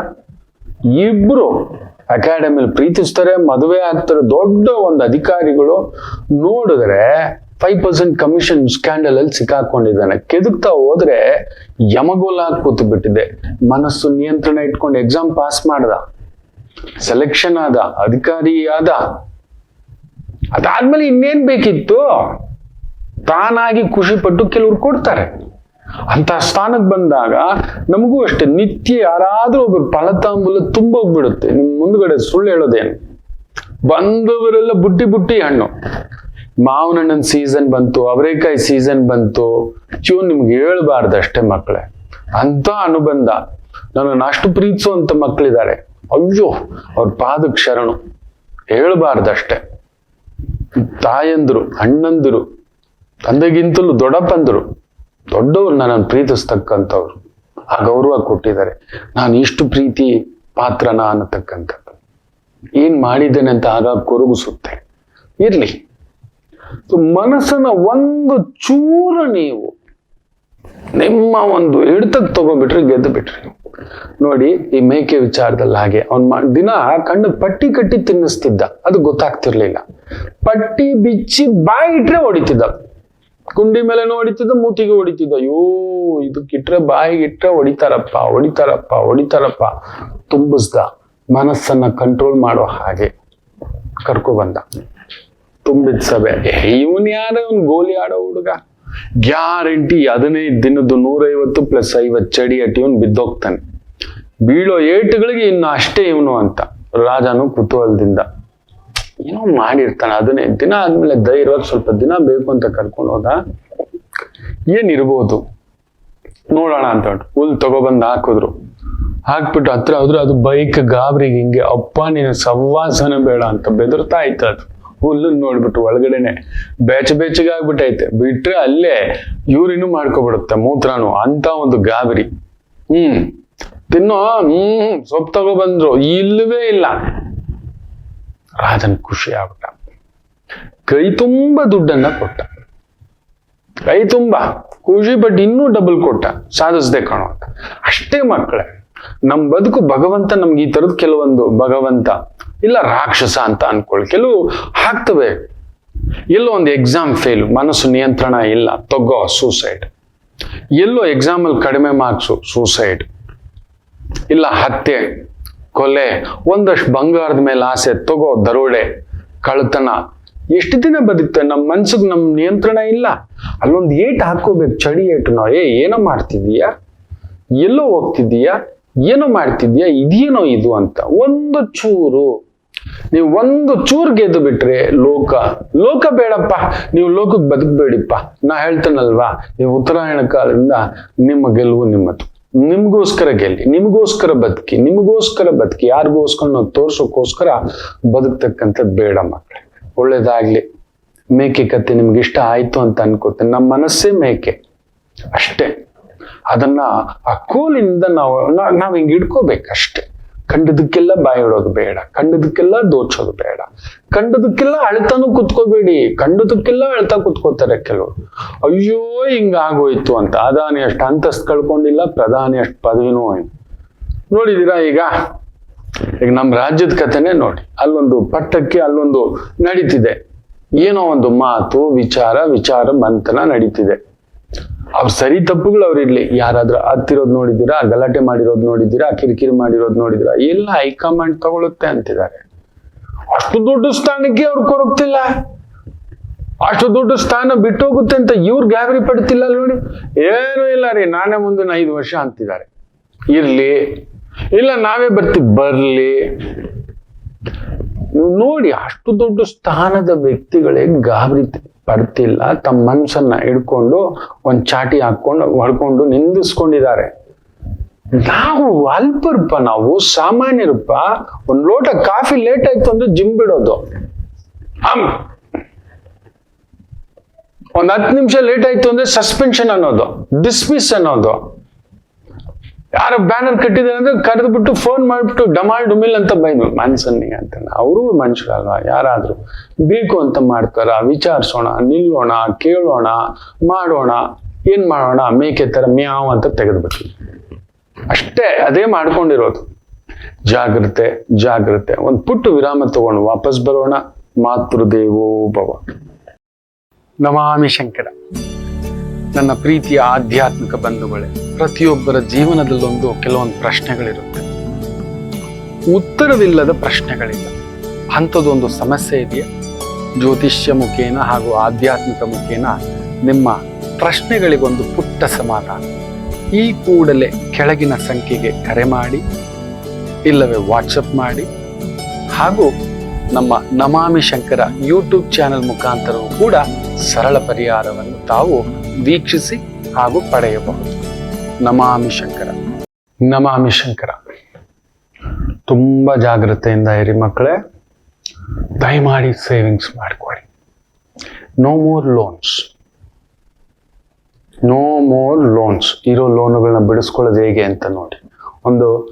ನಿಮಗೊಂದು art of coming out from your loans. ತುಂಬಾ ಅದ್ಭುತವಾಗಿ 30% ಎಕ್ಸ್ಟ್ರಾ ಕಟ್ತೀರಷ್ಟೇ. ಇಲ್ಲ 50 ಲಕ್ಷ ತಗೊಂಡ್ರೆ ಮಿನಿಮಮ್ 1.5 ಕೋಟಿ ಕಟ್ತೀರಿ. ನಿಮ್ processing fee, documentation fee, legal fee ಇದೆಲ್ಲ ಮೊದಲೇ ತಗೋತಾರೆ. ನಿಮ್ಗೆ ಅದ್ರ ಮೇಲೆ ಗಮನ ಇಲ್ಲ ಅಷ್ಟೇ, ಮಾಡ್ತಾರೆ. ಕಡಿಮೆ ಅಂದರು ಪ್ರತಿ 3 ತಿಂಗಳಿಗೊಮ್ಮೆ ಒಂದು ಕಂತು ಎಕ್ಸ್ಟ್ರಾ ಕಟ್ತಾ ಬನ್ನಿ. ಪ್ರಾಪರ್ಟಿ ಲೋನ್ಸು, ಹೋಮ್ ಲೋನ್ಸು ಈ ತರದ್ದು ನೀವು ತಗೊಂಡಿದ್ದೀರಿ ಅಂದ್ರೆ ಪ್ರತಿ 3 ತಿಂಗಳಿಗೊಮ್ಮೆ ಪ್ರಿನ್ಸಿಪಲ್ಗೆ ಇದು ನನ್ನ ಅಮೌಂಟ್ ಅಂತ ಹಾಕಿ. ಒಂದು ಕಂತು ಚಾಲೆಂಜ್ ಮಾಡ್ತಾನೆ. ನೀವೇನು 15 ವರ್ಷ ಲೋನ್ ಅನ್ಕೊಂಡಿರ್ತೀರಲ್ವಾ, 7 ವರ್ಷ ಮ್ಯಾಕ್ಸಿಮಮ್ ತೀರಿಸ್ಬಿಡ್ತೀರಿ. ಬ್ಯಾಂಕಿಂಗ್ ಕ್ಷೇತ್ರದಲ್ಲಿ, ಹಣಕಾಸು ಕ್ಷೇತ್ರದಲ್ಲಿ ನಾನು ಕೆಲಸ ಮಾಡಿರೋದ್ರಿಂದ ಅಂತ ಒಂದು ದೊಡ್ಡ ಅನುಭವದ ಮೇರು ಶಿಖರಗಳು, ಹಿಮಾಲಯಗಳು ಅವ್ರ ಜೊತೆಲಿ ಪಳಗಿರೋದ್ರಿಂದ ಹೇಳ್ತಾನೆ. ಪ್ರತಿ 3 ತಿಂಗಳಿಗೊಮ್ಮೆ ಒಂದು 50,000 ಕಟ್ತಿದ್ದೀರಿ ಅಂದ್ರೆ ಇನ್ನೊಂದು 50,000 ಕಟ್ಟಬೇಡಿ. ಪ್ರಿನ್ಸಿಪಲ್ಗೆ ಕಟ್ತಾ ಬನ್ನಿ. ಅದು ಕಾರ್ ಲೋನ್ ಆಗ್ಲಿ, ಆಟೋ ಲೋನ್ ಆಗ್ಲಿ, ಪರ್ಸನಲ್ ಲೋನ್ ಆಗ್ಲಿ, ಬಿಸ್ನೆಸ್ ಲೋನ್ ಆಗ್ಲಿ, ವಾಟ್ ಎವರ್ ಲೋನ್.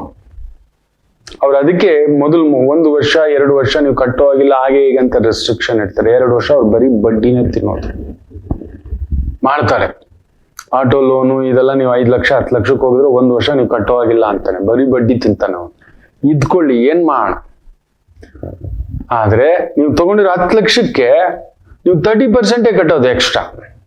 ಆ ತರದಾಗುತ್ತೆ. ಪ್ರತಿ 3 ತಿಂಗಳಿಗೆ ಒಂದೊಂದು ಕಂತು ಎಕ್ಸ್ಟ್ರಾ ನಿಮ್ಮ ಪ್ರಿನ್ಸಿಪಲ್ಗೆ ಕಟ್ತಾ ಬರ್ತಕ್ಕಂಥದ್ದು ಮಾಡಿ ಹೋಗಿ ನನ್ನ ಪ್ರಿನ್ಸಿಪಲ್ಗೆ ಅಂತ ಹೇಳಿ ಅದ್ಭುತವಾಗಿ ಹೊರಗಡೆ ಬರ್ತಾರೆ. ನಿಮ್ ಸಮಸ್ಯೆ ದೂರ ಆಗ್ಬಿಡುತ್ತೆ.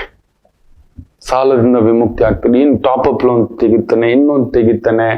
ದಯಮಾಡಿ ಬೇಡ. ಬಿಸ್ನೆಸ್ ಇದೆ, ಅದೊಂದು ಬರ್ತಿದೆ, ಒಂದು 10 ಲಕ್ಷದ ಆರ್ಡರ್ ಬರ್ತಿದೆ. ನಿಮ್ದು ಆಲ್ರೆಡಿ ಒಂದು 20 ಲಕ್ಷದ ಬಿಸ್ನೆಸ್ ಇದೆ, ಅದ್ರಲ್ಲಿ ಒಂದಷ್ಟು ಅಮೌಂಟ್ ಕಟ್ಟಬಲ್ರಿ. ಈ 10 ಲಕ್ಷದಲ್ಲೂ ನನ್ಗೊಂದು 8% ಲಾಭ ಬರುತ್ತೆ, 80,000. ಇನ್ನೊಂದು 10 ಲಕ್ಷ ನಾನು ಎಕ್ಸ್ಟ್ರಾ ತಗೋತೇನೆ ಅಂದ್ರೆ ಅದನ್ನ ಪೂರ್ತಿ ಸಾಲಕ್ಕೆ ಹಾಕ್ತಾನೆ. ಬರೋ ಲಾಭ ಬೇಡ, 60,000 ಕಟ್ತಾನೆ 15 ತಿಂಗಳಿಗೆ ಅಂತ ಹೇಳಿಬಿಟ್ಟು ತಗೊಳ್ಳಿ. ಟಾಪ್ ಅಪ್ ಲೋನ್ ಆಗಿದ್ರೆ ಮಾತ್ರ. ಸುಮ್ಮನೆ ಬೇರೆ ಕಮಿಟ್ಮೆಂಟ್ಗೆ, ಮಕ್ಕಳ ಮದುವೆಗೆ, ಮಕ್ಕಳ ಎಜುಕೇಶನ್ಗೆ, ಮನೆ ಕಟ್ಟಲಿಕ್ಕೆ, ನಿಮ್ಮ 1,00,000 ಸಂಬಳ ಬರುತ್ತೆ ಅಂತ ಹೇಳ್ದ ಅಂದ್ರೆ ನೀವು ತೆಗೆದುಕೊಳ್ಳಬೇಕಾದ ಸಾಲ ಎಷ್ಟು ಗೊತ್ತಾ? ನಿಮ್ಮ ಆದಾಯ 1,00,000 ಇದೆ ಅಂದ್ರೆ ನಿಮ್ ಕಾಲಿಗೆ ಬೀಳ್ತಾನೆ. ದಯಮಾಡಿ ತಪ್ಪು ತಿಳ್ಕೊಬೇಡಿ. ನಿಮಗೆ 1,00,000 ಬರುತ್ತೆ ಅಂದ್ರೆ you are not more than 8%, 8% ಮೇಲೆ ನೀವು ಸಾಲ ಕಟ್ಟುವಂತ ಒಂದು ಸಮಸ್ಯೆ ಅಂತಂದು ತಟ್ಟೆಲಿ ಇಟ್ಕೋಬೇಡಿ. 8% ಅಂದ್ರೆ 8,000 ಅಷ್ಟೇ ಮ್ಯಾಕ್ಸಿಮಮ್. ನಮ್ಮ ಬ್ಯಾಂಕಿಂಗ್ ಕ್ಷೇತ್ರದಲ್ಲಿ ನಾವು ಹೇಳೋದು 12%. 12% ನೀವು ಜುಗ್ಗ ಆಗಿದ್ರೆ, ಕಾಸ್ಟ್ ಕಟ್ಟಿಂಗ್ ಅಲ್ಲಿ ಇದ್ರಿ, ಇನ್ನೊಂದ್ರಲ್ಲಿದ್ರಿ, ಬೇರೆ ಏನು ಖರ್ಚು ಇಟ್ಕೊಂಡಿಲ್ಲ, ಮಕ್ಕಳಿಲ್ಲ, ಇನ್ನೊಂದು ಮಗು ಮಾಡ್ಕೊಳಕ್ ಹೋಗ್ತಿಲ್ಲ, ಇನ್ನೊಂದು ಮನೆ ಏನೋ ಮಾಡ್ಕೊಳಕ್ ಹೋಗ್ತಿಲ್ಲ, ಇನ್ನೊಂದೇನೋ ಫಾರಿನ್ ಟ್ರಿಪ್ ಇಟ್ಕೋತಿಲ್ಲ, ಓಕೆ ಐ ಕ್ಯಾನ್. 12% ಅಂದ್ರೆ 12,000, 1,00,000 ಸಂಬಳ ಇದೆ ಅಂದ್ರೆ. ಯಾಕಂದ್ರೆ ದಿಢೀರಂತ ಇವತ್ತು ಪರ್ಮನೆಂಟ್ ಜಾಬ್ಗಳಿಲ್ಲ. ಇದನ್ನ ನೆನಪಲ್ಲಿ ಇಟ್ಕೊಳ್ಳಿ, ಪರ್ಮನೆಂಟ್ ಜಾಬ್ಗಳಿಲ್ಲ. ಯಾವಾಗ ತೆಗಿತಾರೆ, ಯಾವಾಗ ಕಳಿಸ್ತಾರೆ, ಯಾವಾಗ ಏನಾಗುತ್ತೆ ದೇವ್ರಿಗೆ ಗೊತ್ತು. ಯಾವಾಗ ಏನ್ ಮಾಡ್ತಾರೆ ಗೊತ್ತಿಲ್ಲ. ಸಡನ್ ಆಗಿ ಫ್ಯಾಮಿಲಿನಲ್ಲಿ ಒಂದು ಡೈವರ್ಸ್ ಕೇಸ್ ಬಂತು ಅಂದ್ರೆ ಮುಗೀತು. ಲೋನ್ ತಗೊಂಡಿರೋದು ಅಲ್ಲಿ ನೋಡಿ, ಶ್ರೀಧರ್ ವೆಂಬು ಝೋಹೋ ಅನ್ನೋ ಕಂಪನಿ ಪ್ರವರ್ತಕ. ಎಷ್ಟು ದುಡ್ಡು ಕೋಟಿ ಗೊತ್ತಾ? ಅಮೆರಿಕದಲ್ಲಿ ಇಡ್ಬೇಕು. ಆತನ ಹೆಂಡತಿ ಧರ್ಮಪತ್ನಿ ಪ್ರಮೀಳಾ ಅಮೆರಿಕದಲ್ಲಿದ್ದಾರೆ. ಅಲ್ಲಿ ಒಂದು ಡೈವರ್ಸ್ ಕೇಸ್ ನಡೀತಿದೆ. ಭಾರತದಲ್ಲಿಯೇ ಅತ್ಯಂತ ದುಬಾರಿ ಡೈವರ್ಸ್ಗೆ ಬಂದು ನಿಂತಿದೆ. ದುಬಾರಿ. ಮೈಕ್ರೋಸಾಫ್ಟ್ ಬಿಲ್ ಗೇಟ್ಸ್ಗಿಂತ ದೊಡ್ಡದೇನಿಲ್ಲ, ಅಮೆಝಾನ್ ಜೆಫ್ಗಿಂತ ಏನು ದೊಡ್ಡದಲ್ಲ, ಅವ್ರದ್ದು ಬೇರೆ. ಆದ್ರೆ ಭಾರತದಲ್ಲಿ ಅತ್ಯಂತ ದುಬಾರಿಯಾದಂತ ಡೈವರ್ಸ್ ಪ್ರಕರಣ ನಡೀತಿದೆ. ನೀನ್ ಬಾಯಿ ಮುಚ್ಕೊಂಡು ಇಷ್ಟಿಡೋ ಬಾಂಡು ಅಂತ ಹೇಳಿದೆ. ಎಷ್ಟು ಗೊತ್ತಾ? ಹೆಚ್ಚು ಕಡಿಮೆ 15,000 ಕೋಟಿ. 15,000 ಕೋಟಿ. ಝೋಹೋ ಕಂಪನಿಯ ಪ್ರವರ್ತಕ ಶ್ರೀಧರ್ ವೆಂಬು. ಹೋಗಿ ನೋಡಿ, ನಿಮ್ಗೆ ಸಿಗುತ್ತೆ. ಆತನ ಪತ್ನಿ ಕಂಪ್ನಿದೆಲ್ಲ ಏನೋ ನಾವಿಬ್ರು ಸ್ಟಾರ್ಟ್ ಮಾಡಿದ್ದು, ಈಗ ಇಷ್ಟಕ್ಕೆ ಅವನ ಹೆಸರಿಗೆ ಇಟ್ಕೊಳಕ್ಕೇನೋ, ಬಾಯಿ ಮುಚ್ಕೊಂಡು ಇಡಕ್ ಹೇಳಿ ಸ್ವಾಮಿ ಅಂತ.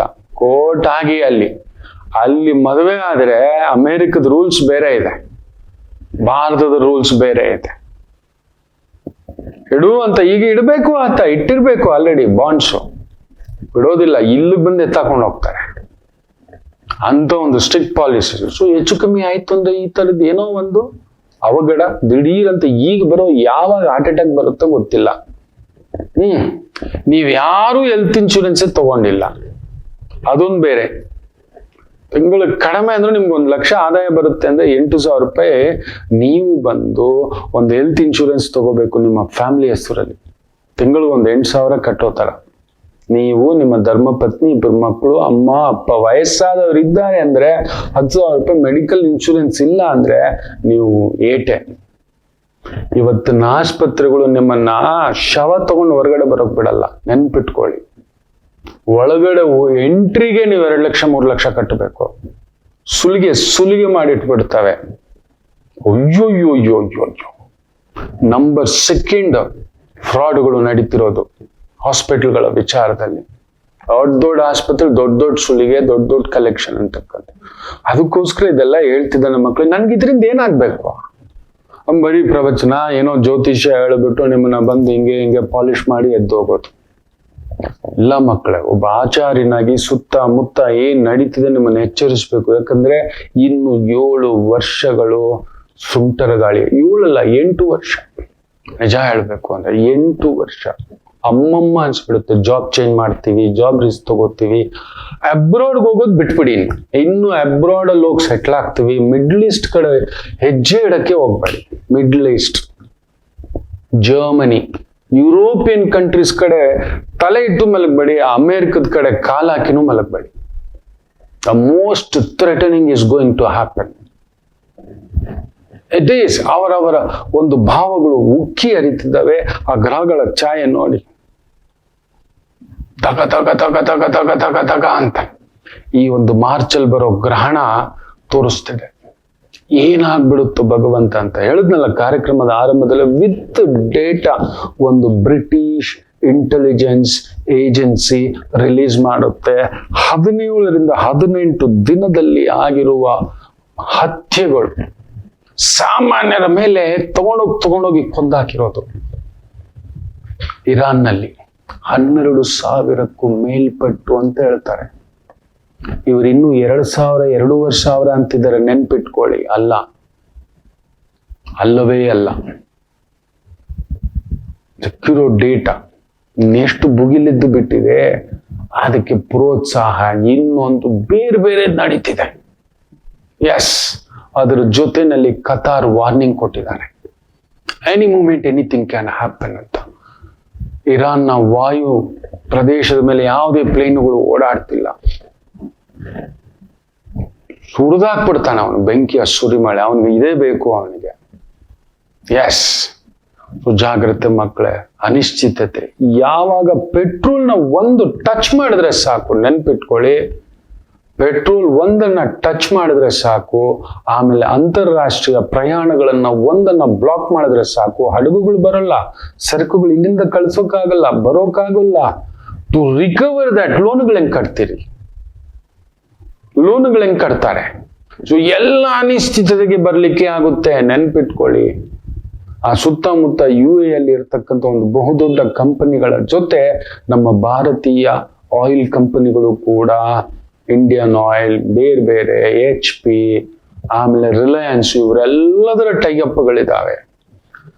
ಒಂದು ಪೆಟ್ರೋಲ್ ಮುಟ್ಟಿದ್ರೆ everything is going to be cease off. ಇನ್ನು ಅದನ್ನು ತಟ್ಟಾಡಿಸ್ಕೊಳ್ಳಿಕ್ಕೆ ಇನ್ನು ಕೊರೋನಾದೇ ನಾವಿನ್ನೂ ತಟ್ಟಾಡಿಸ್ಕೊಂಡು ಎದ್ದಿಲ್ಲ. ಜಾಗ್ರತೆ. ಅದು ಮಕರ ರಾಶಿಯಲ್ಲೇ ನಡೀತಿದೆ. ಇನ್ನು ಕುಂಭ ರಾಶಿಯಲ್ಲಿ ಮಾರ್ಚ್ ಅಲ್ಲಿ ನಡೆಯುತ್ತೆ ನೋಡಿ. ಮಾರ್ಚ್ 10ಕ್ಕೆ ರಾಮಚಂದ್ರ, ಬೆಂಕಿಯ ಕೆನ್ನಾಲೆಗೆ ಕುಜ, ರಾಹು ಎಲ್ಲ ಒಟ್ಟಿಗೆ ಬಂದು ಸೇರ್ಬಿಡ್ತಾರೆ. ಜಾಗ್ರತೆ ಮಕ್ಕಳೇ. ಮೇಷರಾಶಿ. ಈ ವಾರ ಕುಜ ಉಚ್ಚಂಗತ, ನಿಮ್ಮನ್ನು ತಡೆಯೋರಿಲ್ಲ. ಅಧಿಕಾರ ನಿಮ್ಮ ಕಾಲದ ಹತ್ರ ಬಂದಾಗಿ, ಅದರಲ್ಲೂ ಮಿಲಿಟರಿ, ಪೊಲೀಸು, ಡಿಫೆನ್ಸು, ಇಂಥದ್ರಲ್ಲಿ ಭರ್ಜರಿ ಬೇಟೆಗಳೇ. ನೀವು ಅನಂತ ಶಕ್ತಿ. ಮಾಧ್ಯಮದಲ್ಲಿದ್ದೀರಾ, ರಾಜಕೀಯದಲ್ಲಿದ್ದೀರಾ, ಡಿಫೆನ್ಸ್ ಅಲ್ಲಿ ಇದ್ದೀರಾ. ಈ ವಾರ ಕುಂಭದ್ರೋಣ ಮಳೆ. ರಿಯಲ್ ಎಸ್ಟೇಟ್ ಅಲ್ಲಿ ಇದ್ದೀರಾ, ಪವರ್ ಸೆಕ್ಟರ್ ಅಲ್ಲಿ ಇದ್ದೀರಾ, ಶುಗರ್ ಸೆಕ್ಟರ್ ಅಲ್ಲಿ ಇದ್ದೀರಾ, ಶುಗರ್ ಫ್ಯಾಕ್ಟ್ರಿ. ಶುಕ್ರ ಸಿಹಿಕಾರಕ, ಬಂಗಾರ, ಬೆಳ್ಳಿ, ವಜ್ರ, ವೈಡೂರ್ಯ, ನವರತ್ನಗಳು, real estate, land development, beautiful ಆಗಿರತಕ್ಕಂಥ ಒಂದು ಪ್ರಭಾವ. ಕುಜನ ಜೊತೆ ಅಷ್ಟು ಗ್ರಹ ಎಳ್ಕೊಂಡು ನಿಮ್ಮ ಮೇಷವನ್ನ ನೋಡ್ತಿದೆ, ತಲೆ ಕೆಡಿಸುತ್ತೆ. ತುಂಬಾ ಬಲ ಬಂದ್ರೆ ಅವನು ಎಡವಟ್ಟೆ. ಎಚ್ಚರಿಕೆ. ಇನ್ನು ವೃಷಭ ರಾಶಿ. ವಿಶೇಷವಾಗಿ ಶುಕ್ರ ಭಾಗ್ಯದಲ್ಲಿದ್ದಾನೆ. ಭಾಗ್ಯದಲ್ಲೂ ಕೂಡ ನಿಮಗೆ ಚತುರ್ಗ್ರಹಗಳ ಸಂಗಮ. ಬ್ಯೂಟಿಫುಲ್, ಚೆನ್ನಾಗಿದೆ, ತೊಂದರೆ ಏನಿಲ್ಲ. ಕಲಾವಿದರಾಗಿದ್ದೀರಿ, ಮಾಧ್ಯಮದಲ್ಲಿದ್ದೀರಿ, ಹೂವು, ಹಣ್ಣು, ಅಲಂಕಾರ, export, import, government tender, real estate, architecture, interior, event management, theatre, club, ಸ್ತ್ರೀಯರಿಗೆ ಸಂಬಂಧಿತ ವೃತ್ತಿಗಳು, ಬಟ್ಟೆ, ಹೂವು, ಹಣ್ಣು, ಅಲಂಕಾರ, ಒಪ್ಪ, ಓರಣ, ಮೇಕಪ್, ಇಂತಹ ಒಂದು ವೃತ್ತಿ, ಉದ್ಯೋಗ, ವ್ಯವಹಾರಗಳು ತುಂಬಾ ಚೆನ್ನಾಗಿರ್ತಕ್ಕಂಥದ್ದು. ಗುರು ಸ್ವಲ್ಪ ವಕ್ರ ಇರುವುದರಿಂದ ಒಂದು ಸ್ವಲ್ಪ ಕಾಂಪ್ರಮೈಸ್ ಆಗಿ, ಯಾವುದಾದ್ರು ಜಗಳ, ಕಲಹ, ಭಿನ್ನಾಭಿಪ್ರಾಯಗಳಿದ್ರೆ ಕಾಂಪ್ರಮೈಸ್ ಆಗಿ. ಇನ್ನು ಮಿಥುನ ರಾಶಿ. ವಿಶೇಷವಾಗಿ ಅಷ್ಟಮದಲ್ಲಿ ಚತುರ್ಗ್ರಹಗಳ ಸಂಗಮ ಒಳ್ಳೆದಲ್ಲ. ಈ ವಾರ ಯಾವುದೇ ಮುಖ್ಯ ನಿರ್ಧಾರಗಳು ತಗೋಬೇಡಿ. ಸ್ವಲ್ಪ ಆತರ ಪಡಿಸುತ್ತೆ, ದುಡುಕು ಪಡಿಸುತ್ತೆ, ಬುದ್ಧಿ ವಿಪರೀತದ ಕಡೆ ಓಡಾಡುತ್ತೆ. ಇದು ಹೆಂಗೆ ಅಂದ್ರೆ, ನಾವು ಬೆಳಿಗ್ಗೆ ಏನೋ ತಿಂಡಿ ಮಾಡೋಣ ಅಂತ ಕೇಳ್ತದೆ ಅಮ್ಮ. ಮಗ ಹೇಳ್ತಾನೆ, ಮಾ ಉಪ್ಪಿಟ್ಟು ಮಾಡು. ಯಜಮಾನ್ ಹೇಳ್ತಾರೆ, ಏನು ಉಪ್ಪಿಟ್ಟು, ದೋಸೆ ಮಾಡು. ಮಗಳು ಹೇಳ್ತಾಳೆ, ದೋಸೆ ಬೇಡಮ್ಮ, ರೈಸ್ ಬಾತ್ ಮಾಡು. ತಾಯಿಗೂ ಒಂದ್ ಸ್ವಲ್ಪ ಪಡ್ಡು ಮಾಡೋಣ, ರಾತ್ರಿ ಸ್ವಲ್ಪ ದೋಸೆ ಇಟ್ಟು ಉಳಿದಿತ್ತು, ಅದ್ರಲ್ಲಿ ಮಾಡಿ ಏನೋ ಹಾಕೋಣ. ಸೊ 4 ಜನ ನಿಮ್ಮ ಮೇಲೆ ಒತ್ತಡ ಬಿದ್ದರೆ ಏನ್ ಮಾಡ್ತೀರಿ ಹೇಳಿ? 4 ಆಲೋಚನೆಗಳು, 4 ದಾರಿಗಳು, 4 ಕನ್ಫ್ಯೂಷನ್ಗಳು, 4 ಪವರ್ ಪ್ಯಾಕ್ಟ್ಗಳು, ಪ್ರೆಷರ್ಗಳು, 4 ಕಡೆ ಅಲ್ಲೋ ಹೋಗ್ಬೇಕು ನಾವು, ಸರ್ ಇದೇ ಬೆಸ್ಟು ಸರ್ ಮೈಸೂರು, ಇಲ್ಲ ಸರ್ ಇದು ಬೆಸ್ಟು ಸರ್ ಇದು ಬೆಸ್ಟು ಸರ್, ಇಲ್ಲಿ ಟೋಲ್ ಕಡಿಮೆ ಸರ್, ಇಲ್ಲಿ ಸಿಗ್ನಲ್ ಕಡಿಮೆ ಸರ್, ಇಲ್ಲಿ ಸಿಂಗಲ್ ಲೈನ್ ಹಾಕಿದ್ದಾನೆ ಸರ್, ಇಲ್ಲಿ 4 ಲೈನ್ ಹಾಕಿದ್ದಾನೆ ಸರ್, ಎಲ್ಲೂ ಹೋಗೋದಾಗೆ ಜಾಮ್ ಆಗ್ತೀವಿ. ಸೊ ಈ ವಾರ ಇಟ್ಸ್ ಅ ಟೋಟಲ್ ಕನ್ಫ್ಯೂಷನ್ ವಾರ. ಮಿಥುನ ರಾಶಿ, ಮುಖ್ಯವಾಗಿ ರಾಜಕಾರಣಿಗಳಾಗಿದ್ರೆ ಆರೋಗ್ಯ ನೋಡ್ಕೊಳ್ಳಿ, ದೊಡ್ಡ ಪದವಿಲಿದ್ರೆ ಅವಮಾನಕ್ಕೆ ರೆಡಿ ಆಗಿ, ಪೊಲೀಸ್ ಇಲಾಖೆಯಲ್ಲಿ ಇದ್ರೆ ನಿಮ್ಮ ಮೇಲೆಯೇ ತಲೆನೋವು, ಎನ್ಕ್ವೈರಿಗಳು ಬರ್ತಕ್ಕಂಥ ಒಂದು ಸಮಸ್ಯೆಗಳು ಉಂಟಾಗ್ತವೆ. So very careful. ಹಾಕೋದು ನಿಮ್ಮ ಯೋಜನೆ ಒಂದಾದ್ರೆ ಅಲ್ಲಿ ಉಲ್ಟಾ ಬರೋದು 4 ಯೋಜನೆಗಳು, 4 ರಿವರ್ಸ್ಗಳು ಬರ್ತಕ್ಕಂಥದ್ದಾಗುತ್ತೆ. ಎಚ್ಚರಿಕೆ. ಇನ್ನು ಕರ್ಕಾಟಕ ರಾಶಿ, ಈ ವಾರ ಫ್ಯಾಂಟಾಸ್ಟಿಕ್. ಕುಟುಂಬದ ವಿಚಾರದಲ್ಲಿ, ಪ್ರೀತಿ ಪಾತ್ರರ ವಿಚಾರದಲ್ಲಿ, ವ್ಯವಹಾರದ ವಿಚಾರದಲ್ಲಿ, ಸಂಬಂಧಗಳ ವಿಚಾರದಲ್ಲಿ, ಅನುಬಂಧದ ವಿಚಾರದಲ್ಲಿ ಏನೂ ತೊಂದರೆ ಇಲ್ಲ. ಬಟ್ ತುಂಬಾ ದೊಡ್ಡವರಾಗಿದ್ರೆ ಆಪತ್ತುಗಳು ಉಂಟು ನಿಮಗೆ. ಅಲ್ಲಿ ನೋಡಿ 7ನೇ ಮನೆ, ಶತ್ರು ಅಂತೀವಿ, ಬಾಧೆ ಅಂತೀವಿ. ನಮಗ್ ಕೊಡೋರು ಅಲ್ಲಿದ್ದಾನೆ, ಕೊಡೋನ್ ಸುಮ್ನೆ ಕೊಡ್ತಾನ, ಅವನೊಂದು ಲಾಭ ಇಟ್ಕೊಂಡೆ ಬರೋದು. ಹೆಣ್ಣು ಕೊಡ್ಬೇಕಾದಾಗ್ಲೇನೆ ಅವನ್ ಚೆನ್ನಾಗ್ ಸಾಕ್ತಾನ, ಚೆನ್ನಾಗಿ ಇಟ್ಕೋತಾನ, ಇಷ್ಟೆಲ್ಲ ನೋಡ್ತೀವಿ ನಾವು. ಸುಮ್ನೆ ಏನಲ್ಲ ಹೆಣ್ಣೆತ್ತವರು. ಹೌದು, ಹಸು ಕೊಡುವಾಗ್ಲೂ ಕೂಡ ಆ ಕಾಲದಲ್ಲಿ ತುಂಬಾ ಯೋಚನೆ ಮಾಡೋರು, ಹೆಂಗ್ ನೋಡ್ಕೋತಾರೆ ಅಂತ. ಅಲ್ಲಿ ಬಂದು ನೋಡೋರು ಕೊಠಡಿ ಹೆಂಗಿದೆ, ಹುಲ್ಲು ಮೇವು ವ್ಯವಸ್ಥೆ ಹೇಗ್ ಇದೆ ಅಂತ. ಹೆಣ್ಣು ಹಸು ಹಿಂಗೆ ಸುಮ್ಮನೆ ಜಮೀನು ಹಿಂಗೆಲ್ಲ ಕೊಡ್ತಿರ್ಲಿಲ್ಲ, ಬಾಳ್ ಬೀಳಿಸ್ಬಿಡ್ತಾರೆ ಅಂತ. ನಿಮ್ಮ ಹತ್ರ ದುಡ್ಡು ಎಷ್ಟೇ ಇರ್ಬೋದು, ವ್ಯಕ್ತಿತ್ವ ಅನ್ನತಕ್ಕಂಥದ್ದು. 7ನೇ ಮನೆಯಲ್ಲಿ 4 ಜನ ಪ್ಲಸ್ 8ನೇ ಮನೆಯಲ್ಲಿ ರಾಹು ಇರೋದು ಪಕ್ಕದಲ್ಲಿ, ಅದ್ರ ಪಕ್ಕದಲ್ಲಿ ಶನಿ ಇರೋದು ಒಳ್ಳೆ ಲಕ್ಷಣಗಳಲ್ಲ. ಸೊ ಬೇರೆಯವರ ಪ್ರಚೋದನೆಗಳು, ಬೇರೆ ವ್ಯವಹಾರಗಳು ರಾಜಕೀಯದಲ್ಲಿತ್ತು ಅಂದ್ರೆ ಹಪ್ಪಳ ಆಗ್ಬಿಡ್ತೀರಿ. ಕಲಾವಿದರಾಗಿದ್ರೆ, ತುಂಬಾ ದೊಡ್ಡವರಾಗಿದ್ರೆ ಸಮಥಿಂಗ್ ರಿವರ್ಸ್. ಒಂದು ಉದಾಹರಣೆ, ಜನನಾಯಕನ್ ವಿಜಯ್ದು ಮೂವಿ ರಿಲೀಸೇ ಮಾಡ್ಲಿಲ್ಲ. ಸೆನ್ಸರ್ ಬೋರ್ಡ್ ಯಾರ ಕೈಯಲ್ಲಿದೆ? ಕರೆಕ್ಟ್ ಆಗಿ ಹೇಳಿ ನೋಡೋಣ. ಅಲ್ಲೊಂದು ದಾಳ ಉರುಳಿಸಿದ್ದಾರೆ. ಆಪೋಸಿಟ್ ಒಂದು ಮೂವಿ ರಿಲೀಸ್ ಆಯ್ತು, ಪರಾಶಕ್ತಿ ಅಂತ. ಅದು ಯಾರ್ದು? ಅದಕ್ಕೂ ಕೂಡ ಸುಮಾರು ಒಂದು 21 ಸೆನ್ಸರ್ ಕಟ್ಗಳಾಗುತ್ತೆ. ನಿಜವಾದ ಕತೆ, ನೈಜ ಕತೆ, ಇನ್ನೊಂದು ಕತೆ, ಕಾಲ್ಪನಿಕ ಕತೆ ಎಲ್ಲ ಹೇಳ್ಬಿಟ್ಟು ಈಗ ಇನ್ನೊಂದೇನೋ ಹೇಳ್ತಿದ್ದಾರೆ. ಆದ್ರೂ ಅದರ ಹಿಂದ್ಗಡೆ ಇರುವವರು ಯಾರು ಅಂತ ಹೋಗಿ ಕೆದಕ್ತಾನೆ ನೋಡಿ. ಅದು ಮಾತ್ರ ಟೈಮ್ ಆಗಿ ರಿಲೀಸ್ ಆಯ್ತು. So there is a action reaction, ಇವುಗಳು ನಡೀತಲೇ ಇರ್ತವೆ, ಪ್ಲಾನೆಟ್ಗಳು ಮಾಡಿಸ್ತಲೇ ಇರ್ತವೆ. ಸೊ ಕಡಗ ಲಗ್ನ ವೆರಿ ಕೇರ್ಫುಲ್ ಆಗಿರಿ. ಒಂದೇ ಬಾರಿಗೆ ಎಲ್ಲರೂ ನಿಮ್ಮ ಮೇಲೆ ಎದ್ದು ದಂಡಯಾತ್ರೆಗೆ ಬರ್ತಾರೆ. ನೀವು ಒಬ್ಬರೇ ಶಕ್ತಿಶಾಲಿ, ಬುದ್ಧಿಶಾಲಿ ಇದೆಲ್ಲ ಅನ್ಕೋಬೇಡಿ. ಗುರು ಬೇರೆ 12ನೇ ಮನೆ. ವೆರಿ ಕೇರ್ಫುಲ್ ಆಗಿ ಹೆಜ್ಜಾಡಿ. ರಿಯಲ್ ಎಸ್ಟೇಟ್ ಅಲ್ಲಿ ಇದ್ದೀರಿ, ಮಾಧ್ಯಮದಲ್ಲಿ ಇದ್ದೀರಿ, ಸಣ್ಣ ಪುಟ್ಟ ಪ್ರೊಡ್ಯೂಸರು, ಸಣ್ಣ ಪುಟ್ಟ pub, club, entertainment, theatre, restaurant, hotel, ಸಣ್ಣ ಪುಟ್ಟ ಕಿರು ಚಲನಚಿತ್ರ ಕಲಾವಿದರು, ಒಂದು ಯೂಟ್ಯೂಬ್ ಚಾನೆಲ್ಸ್, ಇಂಥದ್ರಲ್ಲಿ ತೊಡಗಿಸ್ಕೊಂಡಿದ್ರಿ, ಚೆನ್ನಾಗಿದೆ. ಇನ್ನು ಸಿಂಹ ರಾಶಿ, 6ನೇ ಮನೆಯಲ್ಲಿ ಅಷ್ಟು ಗ್ರಹ ಸೇರೋದು ಅದೊಂಥರ ಬ್ರಹ್ಮಾಸ್ತ್ರವೇ. ದುರ್ಯೋಧನನಿಗೆ ಈ ಘೋಷಯಾತ್ರೆಯಲ್ಲಿ ಹೋದಾಗ ಚಿತ್ರಸೇನ ಅನ್ನೋ ಗಂಧರ್ವ ಹುಚ್ಚನ ಹೊಡೆದಾಕ್ಬಿಡ್ತಾನೆ. ಈ ಕರ್ಣನ್ ಮಾತು ಕೇಳಿ ನಡೆಯೋದು. ತುಂಬಾ ಜನಕ್ಕೆ ಕರ್ಣನ ಎಡವಟ್ಟು ಬುದ್ಧಿಗಳು ಗೊತ್ತಿಲ್ಲ. ಕರ್ಣ ತನ್ನ ಮಗನಾದ ವಿಕರ್ಣ ಅವನ ರಥದಲ್ಲಿ ಓಡೋಗ್ಬಿಡ್ತಾನೆ. ಕರ್ಕೊಂಡ್ ಬರೋವನೇ ಅವನು. ಅವ್ರ ಮುಂದ್ಗಡೆ ನಾವು ತೋರಿಸ್ಬೇಕು ದೊರೆ ನಾವೇನು ಅಂತ. ಅವಳಿದಾಳಲ್ಲ ದ್ರೌಪದಿ, ಭೀಮ ಇದಾನಲ್ವಾ ದುರ್ಯೋಧನ ಹುಚ್ಚೆ ಬಸ್ಲಿಕ್ಕೆ, ನಾನೇ ದೊಡ್ಡ ರಾಜ ಅನ್ನಲ್ಲ ಧರ್ಮರಾಯ. ಅವನ ಮುಂದ್ಗಡೆ ನೀನು ಆ ಡೇರೆನೆಲ್ಲ ಅವರ ಕಾಡಲ್ಲಿ ವನವಾಸದಲ್ಲಿರ್ತಾರೆ. ಅವರು ಏನೋ ತಿನ್ಕೊಂಡು, ಸೇವಕರಿಲ್ಲ, ನಾರು ಮಡಿಯುಟ್ಟು ಬರಿಗಾಲಲ್ಲಿ, ನಾವ್ ಅಲ್ಲಿ ಹೋಗ್ಬೇಕು. ಅಲ್ಲಿ ಏನ್ ಕುಣಿತ, ನಮ್ಮ ಹಾಡು ಕುಣಿತ, ಪಬ್ಬು. ರಾಜ ಅಂದ್ಮೇಲೆ ಕೇಳ್ಬೇಕಾ ಅಲ್ಲೋ ಅಂತೇಳಿ ತಲೆ ಕೆಡಿಸಿ ಕರ್ಕೊಂಡು ಬಂದು ಅಲ್ಲೊಂದು ಕೊಳ ಇರುತ್ತೆ. ಆ ಕೊಳ ಬಂದು ಗಂಧರ್ವರಿಗೆ ಸೇರಿರೋದು. ದುರ್ಯೋಧನ ಅಲ್ಲಿ ಈಜಕ್ ಹೋದಂದ್ರೆ ಗಂಧರ್ವರು ಅಲ್ಲಿರೋ ಸೈನಿಕರುಗಳು, ಬರ್ಬೇಡ ಸಮಯ, ಇದು ನಮ್ಮೋದಿದು, ನಮ್ ಗಂಧರ್ವ ಚಿತ್ರಸೇನ ಅಂತ. ಇಂದ್ರನಿಗೆ ತುಂಬಾ ಆತ್ಮೀಯ ಅವನು. ಏನೋ ಮಾಡ್ತಾನೆ ಅಂತ ಹೇಳ್ಬಿಟ್ಟು ಇವನ್ ಕರ್ಣ ನಾನಿದ್ದೀನಿ ಈಜುದೋರೆ ನೀನು ಅಂತ ಹೇಳ್ಬಿಟ್ಟು ಅವನ್ನೆಲ್ಲ ಹೊಡೆದು ಕಳ್ಸಿದ್ರೆ ಅವ್ರು ಹೋಗಿ ಹೇಳ್ಬಿಡ್ತಾರೆ. ಚಿತ್ರಸೇನ ಮೇಲಿಂದ ಗಂಧರ್ವರು ಕೇಳ್ಬೇಕಾ, ಲಕ್ಷ ಲಕ್ಷ ಸಂಖ್ಯೆಯಲ್ಲಿ ಇವ್ರು ಬಂದಿರೋದು 1,000 ಮಂದಿ, ಇವ್ರಿಗೇನ್ ಗೊತ್ತು ಯುದ್ಧ ನಡೆಯುತ್ತೆ ಅಂತ. ಆಯ್ತು ಹೇಳ್ತಾರೆ, ಕೇಳಲ್ಲ.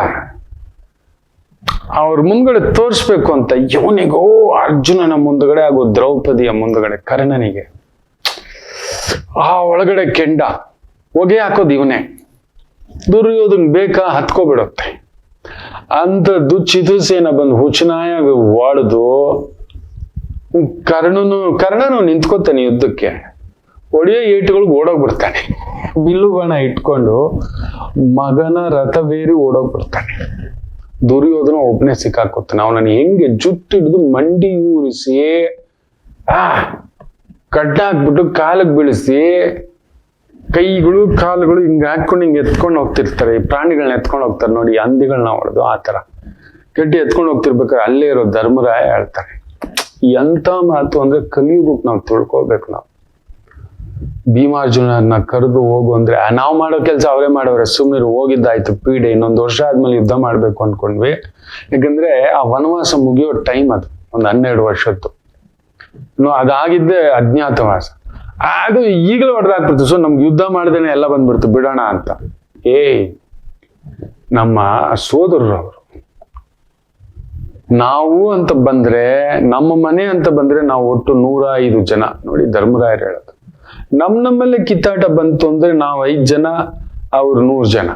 ಅಣ್ಣ ತಮ್ಮದ್ರ ಕಿತ್ತಾಡ್ಕೋತೀವೋ ಹಾಗಂತ ಹೇಳ್ಬಿಟ್ಟು ಯಾವನ ಹೊರಗಡೆ ಬಂದ ಅಂದ್ರೆ ಕುತ್ಕೊಂಡ್ ಕೈಗೆ ಬಳೆ ಹಾಕೊಂಡಿರ್ತೀವ, ನೀವ್ ಹೋಗ್ತೀರಾ ಇಲ್ಲ ನಾನು ಎದ್ದೋಳ್ಳ ಅಂತ ಹೇಳ್ತಾನೆ. ಆತ ಒಂದು ಯಜ್ಞದಲ್ಲಿ ಕೂತಿರ್ತಾನೆ. ಅಯ್ಯೋ ಸುಮ್ನಿರಪ್ಪ ಅಂತೇಳಿ ಹೋಗಿ ಚಿತ್ರಸೇನನ್ನ ಹೊಡೆದು ದುರ್ಯೋಧನ ಬೀಳಿಸಿ ಕರ್ಕೊಂಡ್ ಬಂದ್ರೆ ಧರ್ಮರಾಯರಿಗೆ ಹಿಂಗೆ ಹೇಳಿ ನಮಸ್ಕಾರ ಹಾಕಿ ಬಂದು, ನೀವ್ ಈಗ್ಲಾದ್ರೂ ನ್ಯಾಯವಾಗಿ ಧರ್ಮ ಪಾಲನೆ ಮಾಡೋಗಿ, ಇದೆಲ್ಲ ಏನಿದು ಹುಚ್ಚಾಟಿಕೆ ಅಂತ ಧರ್ಮರಾಯ ಸೂಕ್ಷ್ಮವಾಗಿ ತಿವಿತಾನೆ. ಬಂದು ಡೇರೆನಲ್ಲಿ ಕುತ್ಕೊಂಡು ಅವ್ನಿಗೆ ಅವಮಾನ ಆಗ್ಬಿಡ್ತಾರೆ. ಏನ್ ಚಕ್ರವರ್ತಿಗೆ ತಡೀಲಾರ್ದೆ ತನ್ನ ಶ್ವಾಸವನ್ನ ದಿಗ್ಬಂಧನ ಮಾಡ್ಕೊಂಡು ಸಾಯ್ಬೇಕು ಅಂತ ನಿರ್ಧಾರ ಮಾಡ್ಬಿಡ್ತಾನೆ. ಆಗ ಪಾತಾಳ ಲೋಕದಲ್ಲಿರತಕ್ಕಂಥ ರಾಕ್ಷಸರುಗಳು ಗೊತ್ತಾಗ್ಬಿಡುತ್ತೆ. ಒಂದು ವಿಶೇಷವಾದ ಭೂತವನ್ನ ಸೃಷ್ಟಿ ಮಾಡ್ತಾರೆ. ಕ್ಷಣ ಮಾತ್ರದಲ್ಲಿ ಹಿಂಗ್ ತಗೊಂಡ್ಬರ್ಬೇಕು ಅಂತ ತಗೊಂಡ್ಬಂದಿದ ತಕ್ಷಣ ಅವ್ನು ಕಂಡ್ಬಿಡ್ತಾನೆ. ಶುಕ್ರಾಚಾರ್ಯರ ಸಮೇತ ಅಲ್ಲಿರ್ತಾರೆ. ರಾಕ್ಷಸರುಗಳೆಲ್ಲ ಸೇರಿಕೊಂಡು ಏನ್ ಮಾಡ್ತಿದ್ಯಾ ನೀನ್, ಯಾರು ಗೊತ್ತಾ, ಇನ್ನೇನ್ ಗೊತ್ತಾ, ನಿನ್ನಲ್ಲಿರೋ ಅಂಶ ಗೊತ್ತಾ, ಶಿವನೇ ಬಂದು ನಿನಗೆ ಉದುರದಿಂದ ಇಲ್ಲಿವರೆಗೂ ಏನ್ ಮಾಡಿದ್ರು ಸಾವಿಲ್ಲ, ನೀನ್ ನೋಡೋಕೆ ಎಷ್ಟು ಸುಮನೋಹರವೋ, ದುರ್ಯೋಧನನ್ನ ನೋಡಿದ್ರೆ ಪ್ರತಿ ಹೆಣ್ಣು ಬಯಸೋದತ್ತೆ, ಲೆಕ್ಕ ಹಾಕೊಳ್ಳಿ. ಆ ತರದ್ದು ಒಂದು ದೇಹ. ಆದ್ರೆ ಯುದ್ಧಕ್ಕೆ ನಿಂತು ಬಿಟ್ರೆ ವಜ್ರ ದೇಹ. ಇಲ್ಲಿ ಒಡೆದು ಸಾಯಿಸೋಕ್ಕಾಗಲ್ಲ, ಅವನನ್ನ ವಜ್ರ ಆಗ್ಬಿಡುತ್ತೆ. ನೀನ್ ಅಂತ ಒಂದು ಇದರಿಂದ ಬಂದವನು, ನಮ್ಮೆಲ್ಲರ ಅಂಶ.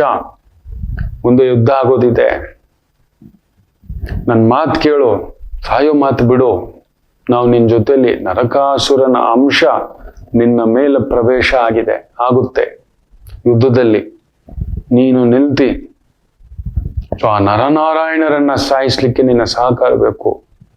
ಎಲ್ಲ ಅಲ್ಪ ಸ್ವಲ್ಪ ಉಳ್ಕೊಂಡಿರೋರು ಪಾತಾಳ ಲೋಕದಲ್ಲಿ. ಅಂದ್ರೆ ನೋಡಿ, ಅವರೆಲ್ಲ ಸೇರಿಕೊಂಡು ಆ ಮಹಾಭಾರತದ ಯುದ್ಧದಲ್ಲಿ ಆ ರಾಕ್ಷಸಾಂಶ ಅಷ್ಟು ಅದೊಂದು ದೊಡ್ಡ ಕತೆ. ಅವನ ಮೇಲೆ ಸೈನಿಕರ ಮೇಲೆ ಆವಾಹನ ಆಗ್ತಾರೆ. ಅಂಥದ್ದೊಂದು ಲೆಕ್ಕಾಚಾರ. ಒಂದು ವೈಷ್ಣವಾಸ್ತ್ರ ಬೇರೆ ಇರುತ್ತೆ. ಭಗದತ್ತ ಅನ್ನತಕ್ಕಂಥ ಒಬ್ಬ ರಾಕ್ಷಸನ ಹತ್ರ, ಇನ್ಯಾರೂ ಅಲ್ಲ, ನರಕಾಸುರನ ಮಗ. ಅದಕ್ಕೆ ಎದುರೇ ಇಲ್ಲ, ಅವನೇ ನಿಲ್ತಾನೆ ನಿನ್ನ ಪಕ್ಕದಲ್ಲಿ, ಯೋಚನೆ ಮಾಡಬೇಡ. ನನ್ನ ಪಕ್ಕದಲ್ಲಿ ದ್ರೋಣರು ಭೀಷ್ಮರು ಕೂಡ ತುಂಬಾ ಒಳ್ಳೆಯವರು, ಅವರೂ ನಿಲ್ತಾರೆ. ಈ ಯುದ್ಧ ಮನುಷ್ಯರುಗಳ ಯುದ್ಧ ಅಲ್ಲ ಕಣೋ, ಇದು ದೇವದಾನವರ ಯುದ್ಧ. ದೇವತೆಗಳೆಲ್ಲ ಅವ್ರ ಮೇಲೆ ಬರ್ತಾರೆ, ದಾನವರೆಲ್ಲ ರಾಕ್ಷಸರೆಲ್ಲ ಬರೀ 5 ಜನರ ಹತ್ರ ಇರ್ತಾರೆ. ನಾವು ಬಂದು ಇಷ್ಟು ಜನ ನಿನ್ನ ಮೇಲೆ ನಿಂತ್ಕೋತೇವೆ, ನಿನ್ನ ಪಡೆ ಮೇಲೆ ನಿಂತ್ಕೋತೇವೆ, ನಾವು ನಡೆಸ್ತೇವೆ, ಸಾಯಿಸ್ಬಿಡ್ತೇವೆ. ನೀನ್ ಸಾಯೋ ಮಾತೇ ಮಾತಾಡ್ಬೇಡಪ್ಪ ನೀನು. ಇನ್ನೇನ್ ಸ್ವಲ್ಪ ದಿನ ವನವಾಸ ಮುಗಿಸ್ಕೊಂಡು ಅವ್ರು ಬರ್ತಾರೆ, ಯುದ್ಧ ನಿಶ್ಚಿತ ಹೋಗು ಅಂತೇಳಿ ಕ್ಷಣ ಮಾತ್ರದಲ್ಲಿ ಕರ್ಕೊಂಡ್ಬಂದು ಮತ್ತೆ ಡೇರೆನಲ್ಲಿ ಇಟ್ಬಿಟ್ಟು ಹೊರಟೋಗ್ತಾರೆ. ಇವನು ಊರ್ಧ್ವಶ್ವಾಸವನ್ನ ಬಿಟ್ಟು ದಿಗ್ಬಂಧನ ಮಾಡ್ಕೊಂಡು ಕಣ್ ಬಿಟ್ಟು ಹಿಂಗ್ ನೋಡ್ತಾನೆ. ಎಲ್ರೂ ತರ ಯಾರು ಒಳಗಡೆ ಬರಬಾರ್ದು ಅಂತ ಬಾಗ್ಲಾಕ್ಬಿಟ್ಟಿರ್ತಾನೆ. ಏನು ಚಕ್ರವರ್ತಿದು ಇದು ಆಜ್ಞೆ. ಮೆಲ್ಲ ಕರ್ಣ ಒಳಗಡೆ ಬರ್ತಾನೆ, ಕಣ್ ಬಿಟ್ಕೊಂಡು ಇವನ್ಗೆ ಅರೆಪ್ರಜ್ಞೆ, ಏನೋ ಇದು ಹಿಂಗಾಯ್ತು ಅಂತ ಚೂಟ್ಕೋತಾನೆ. ಅನ್ಸುತ್ತು ಓಹೋ ಇದು ನಿಜವೇ ನಡೆದಿತ್ತು ಅಂತ. ಆಗ ಕರ್ಣನ ಸಮಾಧಾನ ಅವನಲ್ಲಿ ಒಂದು ಬದಲಾವಣೆ ಮಾಡಿಸುತ್ತೆ. ಆ ರೀತಿ ಸಿಂಹರಾಶಿಯವರಿಗೆ 6ನೇ ಮನೆಯಲ್ಲಿ ಅಷ್ಟು ಗ್ರಹಗಳು ಕುಳಿತಿರತಕ್ಕಂಥದ್ದು ವಿಶೇಷ ಬಲ. ಸರಿಯಾಗಿ ಬಳಸ್ಕೊಳ್ಳಿ. ಇಲ್ಲ ಅವನಾಗಿ ಮಾಡ್ಕೊಂಡಂತ ಒಂದು ಎಡವಟ್ಟು ತೊಡೆ ಮುಡ್ಸ್ಕೊಂಡು ಸಾಯ್ತಾರೆ. ಬಲ ದೇವರು ಕೊಡೋದು ಕಾಪಾಡ್ಲಿಕ್ಕೆ, ಹಾಳು ಮಾಡ್ಲಿಕ್ಕೆಲ್ಲ. ತುಂಬಾ ಒಳ್ಳೆ ಸಮಯ ಸಿಂಹರಾಶಿಯವರಿಗೆ ಈ ವಾರ. ಅಂದುಕೊಂಡಿದ್ದೆಲ್ಲ ನಡೆಸ್ಕೊತೀರಿ, ಚೆನ್ನಾಗಿದೆ. ಇನ್ನು ವಿಶೇಷವಾಗಿ ಕನ್ಯಾ ರಾಶಿ, ಪಂಚಮದಲ್ಲಿ ಶುಭ ಗ್ರಹಗಳು ಇದಾವೆ, ಅಶುಭ ಗ್ರಹಗಳು ಇದಾವೆ, ಅಸುರ ಗ್ರಹಗಳು ಇದಾವೆ. ನೋಡ್ಕೊಂಡು ಮಕ್ಕಳು, ಮನೆ, ಕುಟುಂಬ, ಬಲ ಇರತಕ್ಕಂತ ಒಂದು ವಾರ. ಒಂದು ಭೂಮಿ ವಿಚಾರದಲ್ಲಿ ತುಂಬಾ ತಲೆ ಕೆಡ್ಸ್ಕೊತಿದ್ರಿ, ಇಟ್ ಟೇಕ್ಸ್ ಟೈಮ್. ಇನ್ನೊಂದು ತಿಂಗಳು ಬೇಕು. ದಾರಿ ಮಾಡಿಸ್ತಕ್ಕಂಥದ್ದಾಗುತ್ತೆ. ವ್ಯವಹಾರದಲ್ಲಿ ವಿಶೇಷ ಪ್ರಗತಿ ನೋಡ್ತೀರಿ, ಚೆನ್ನಾಗಿದೆ. ಸ್ಪೋರ್ಟ್ಸ್ ಲೈನ್ ಅಲ್ಲಿ ಇದ್ದೀರಿ, ಬ್ಯೂಟಿಫುಲ್. ಅಗ್ನಿಶಾಮಕ ದಳ, ಗುಪ್ತಚರ ಇಲಾಖೆ, legal department, political department, political adviser, management adviser, journalism, ಅದ್ಭುತವಾಗಿರ್ತಕ್ಕಂಥ ಒಂದು ವಾರ. ತುಲಾ ರಾಶಿ, ಕೇಂದ್ರದಲ್ಲಿ ಪಿಲ್ಲರ್ ತರ ಸಪ್ತಮಾಧಿಪತಿ, ಭಾಗ್ಯಾಧಿಪತಿ, ಲಗ್ನಾಧಿಪತಿ, ಲಾಭಾಧಿಪತಿ. ಏನು ಮಾಡಬೇಕು ತುಲಾ ರಾಶಿಯವರು ಈ ವಾರ ಹೆಜ್ಜೆ ಇಡಿ. ರಾಜಕೀಯದಲ್ಲಿದ್ದೀರಿ, ಕನ್ಸ್ಟ್ರಕ್ಷನ್ ಲೈನ್ ಅಲ್ಲಿ ಇದ್ದೀರಿ, ಎಲೆಕ್ಟ್ರಿಕಲ್ ಲೈನ್ ಅಲ್ಲಿ ಇದ್ದೀರಿ, ಪೇಂಟಿಂಗ್ ಲೈನ್ ಅಲ್ಲಿ ಇದ್ದೀರಿ, ಪ್ರಾಪರ್ಟಿ ಡೆವಲಪ್ಮೆಂಟ್ ಅಲ್ಲಿ ಇದ್ದೀರಿ, ಪ್ರಾಪರ್ಟಿ ಅಡ್ವೈಸರ್ ಆಗಿದ್ದೀರಿ, ಜರ್ನಲಿಸಮ್ ಅಲ್ಲಿ ಇದ್ದೀರಿ, ಭರತನಾಟ್ಯ, ನಾಟ್ಯ, ಕಲಾ ಮಾಧ್ಯಮ ಇಂಥವುಗಳಲ್ಲಿ ತೊಡಗಿಸ್ಕೊಂಡಿದ್ದೀರಿ. ಅದ್ಭುತವಾದಂತ ಪ್ರಗತಿ ಕಾಣತಕ್ಕಂತ ಒಂದು ವಾರ, ಚೆನ್ನಾಗಿದೆ. ವೃಶ್ಚಿಕ ರಾಶಿ, ಬ್ಯೂಟಿಫುಲ್ ವಾರ. ಕುಜ ಉಚ್ಚಂಗತ, ಸಪ್ತಮಾಧಿಪತಿ 3ನೇ ಮನೆ, ಬುಧ 3ನೇ ಮನೆ, ಸೂರ್ಯ 3ನೇ ಮನೆ. ಯಾರಿಗುಂಟು ಯಾರಿಗಿಲ್ಲ. ನಿಮ್ಮ ಧನಸ್ಥಾನವನ್ನು ಗುರು ಬೇರೆ ನೋಡ್ತಾನೆ. ಇದಾವೆ ಕಮಿಟ್ಮೆಂಟ್. ಕರೆಕ್ಟ್ ಆಗಿ ನೀವು ಬಳಸಿಕೊಂಡರೆ ಈ ವಾರ ಕುಂಭದ್ರೋಣ ಮಳೆ. ಎಂತ ಮದಗಜವನ್ ಬೇಕಾದ್ರೂ ನೀವು ಕೆಡ್ಡಾಗ ಹಾಕೋಬೇಡ್ರಿ. ಎಂತ ಮದಗಜವನ್ನಾದರೂ ಪಳಗಿಸಿಕೊಳ್ಳಬಲ್ಲಿರಿ. ಆ ಮೇಕೆ ಕತೆ ಹೇಳಿದ್ನಲ್ಲ, ಆ ರೀತಿ ಹೊಡೆದು ಒಂದು ಕಂಟ್ರೋಲ್ಗೆ ಬರೋ ತರ ಅಂಥದ್ದೊಂದು ದಿವ್ಯ ಶಕ್ತಿ ಬರುತ್ತೆ. ಡಾಕ್ಟರ್ ಆಗಿದ್ದೀರಾ, ಸರ್ಜನ್ ಆಗಿದ್ದೀರಾ, ಜೈಲರ್ ಆಗಿದ್ದೀರಾ, ಇಂಥದ್ದು military officer, defence officer, customs officer, ಸೀಮಾ ಶುಂಕ ಅಧಿಕಾರಿ, narcotics, drugs, CBI, IRS, revenue service, ED, income tax, ಇಂಥ ಡಿಪಾರ್ಟ್ಮೆಂಟ್ಗಳಲ್ಲಿದ್ದೀರಿ. ನಿಮ್ಮನ್ನು ಯಾರು ತಡೆಯೋಕ್ಕಾಗಲ್ಲ. ಭರ್ಜರಿ ಭೇಟಿಯೇ, ಬ್ಯೂಟಿಫುಲ್. ಇನ್ನು ಧನುಸು ರಾಶಿ, ಧನಸ್ಥಾನದಲ್ಲಿ, ಬುದ್ಧಿಸ್ಥಾನದಲ್ಲಿ, ಜ್ಞಾನಸ್ಥಾನದಲ್ಲಿ ಕುಜ ಉಚ್ಚ, ಭಾಗ್ಯಾಧಿಪತಿ, ಸಪ್ತಮಾಧಿಪತಿ, ಲಾಭಾಧಿಪತಿ, ಕರ್ಮಾಧಿಪತಿ, ಧನಾಧಿಪತಿ. ಧನಸ್ಥಾನದಲ್ಲಿ ಇಷ್ಟು ಜನ ಇದ್ದಾರೆ. ತುಂಬಾ ತಾಮ್ರದ ಒಂದು ವಸ್ತುಗಳ ತಯಾರಿಸುವಿಕೆ, ಕಾಪರ್, ಮಿನರಲ್ಸ್, ವಜ್ರ, ವೈಡೂರ್ಯ, ಬೆಳ್ಳಿ, ಬಂಗಾರ, ಆಭರಣ, ಅಲಂಕಾರ, ದೊಡ್ಡ ದೊಡ್ಡ ಮಾಲ್ಸ್, ದೊಡ್ಡ ದೊಡ್ಡ ಥಿಯೇಟರ್ಸು, ದೊಡ್ಡ ದೊಡ್ಡ ರೆಸಾರ್ಟ್ಸು, ಗಾಡಿಗಳು, security, intelligence, drivers, vehicles, trucks, food, ಇಂಥವುಗಳಲ್ಲಿ ತೊಡಗಿಸ್ಕೊಂಡಿದ್ದೀರಿ. ಅದ್ಭುತವಾದಂಥ ಪ್ರಗತಿ. ಮಕರ ರಾಶಿ, ನಿಮಗ್ರಿ ಬಂಪರ್ ಈ ವಾರ. ಕರೆಕ್ಟಾಗಿ ಬಳಸ್ಕೊಳ್ಳಿ. ದಂಡಯಾತ್ರೆಯೇ. ಅಷ್ಟು ಗ್ರಹಗಳಿದ್ದಾಗ ನೆನ್ಪಿಟ್ಕೊಳ್ಳಿ, ನಿಮ್ಮ ಮೇಲೆ ಅಷ್ಟು ಜನ ನೋಡ್ತಿದ್ದಾರೆ ಅನ್ನೋದು ಕೂಡ. ತುಂಬಾ ಬಲ ಇರೋರ್ನೇ ನೋಡೋದು, ಯಾರು ಇದು ಅಂತಾರೆ. ತುಂಬಾ ಶಕ್ತಿ ಇರೋರ್ನೇ ನೋಡೋದು, ತುಂಬಾ ದುಡ್ಡಿರೋರ್ನೇ, ತುಂಬಾ ವಿದ್ಯೆ ಇರೋರ್ನೇ. This will happen. ಸೊ ಆ ಕುಜನ ಭಾವ ಅಷ್ಟಮಾಧಿಪತಿ, ಹಾಗೆ ಷಷ್ಠಾಧಿಪತಿ ಬುಧ ಕೂಡ ನಿಮ್ಮ ಮನೇಲೆ ಕೂತಿದ್ದಾನೆ. ಸೊ ಈಗೇನು ಹೇಳ್ತೇವೆ, legal adviser, mutual fund adviser, ಪ್ರಾಪರ್ಟಿಗಳು ಕೊಡಿಸೋದು, ದೊಡ್ಡ ದೊಡ್ಡ ಡೀಲ್ಗಳಿಗೆ ಡೀಲ್ ಮಾಸ್ಟರ್ ನೀವು.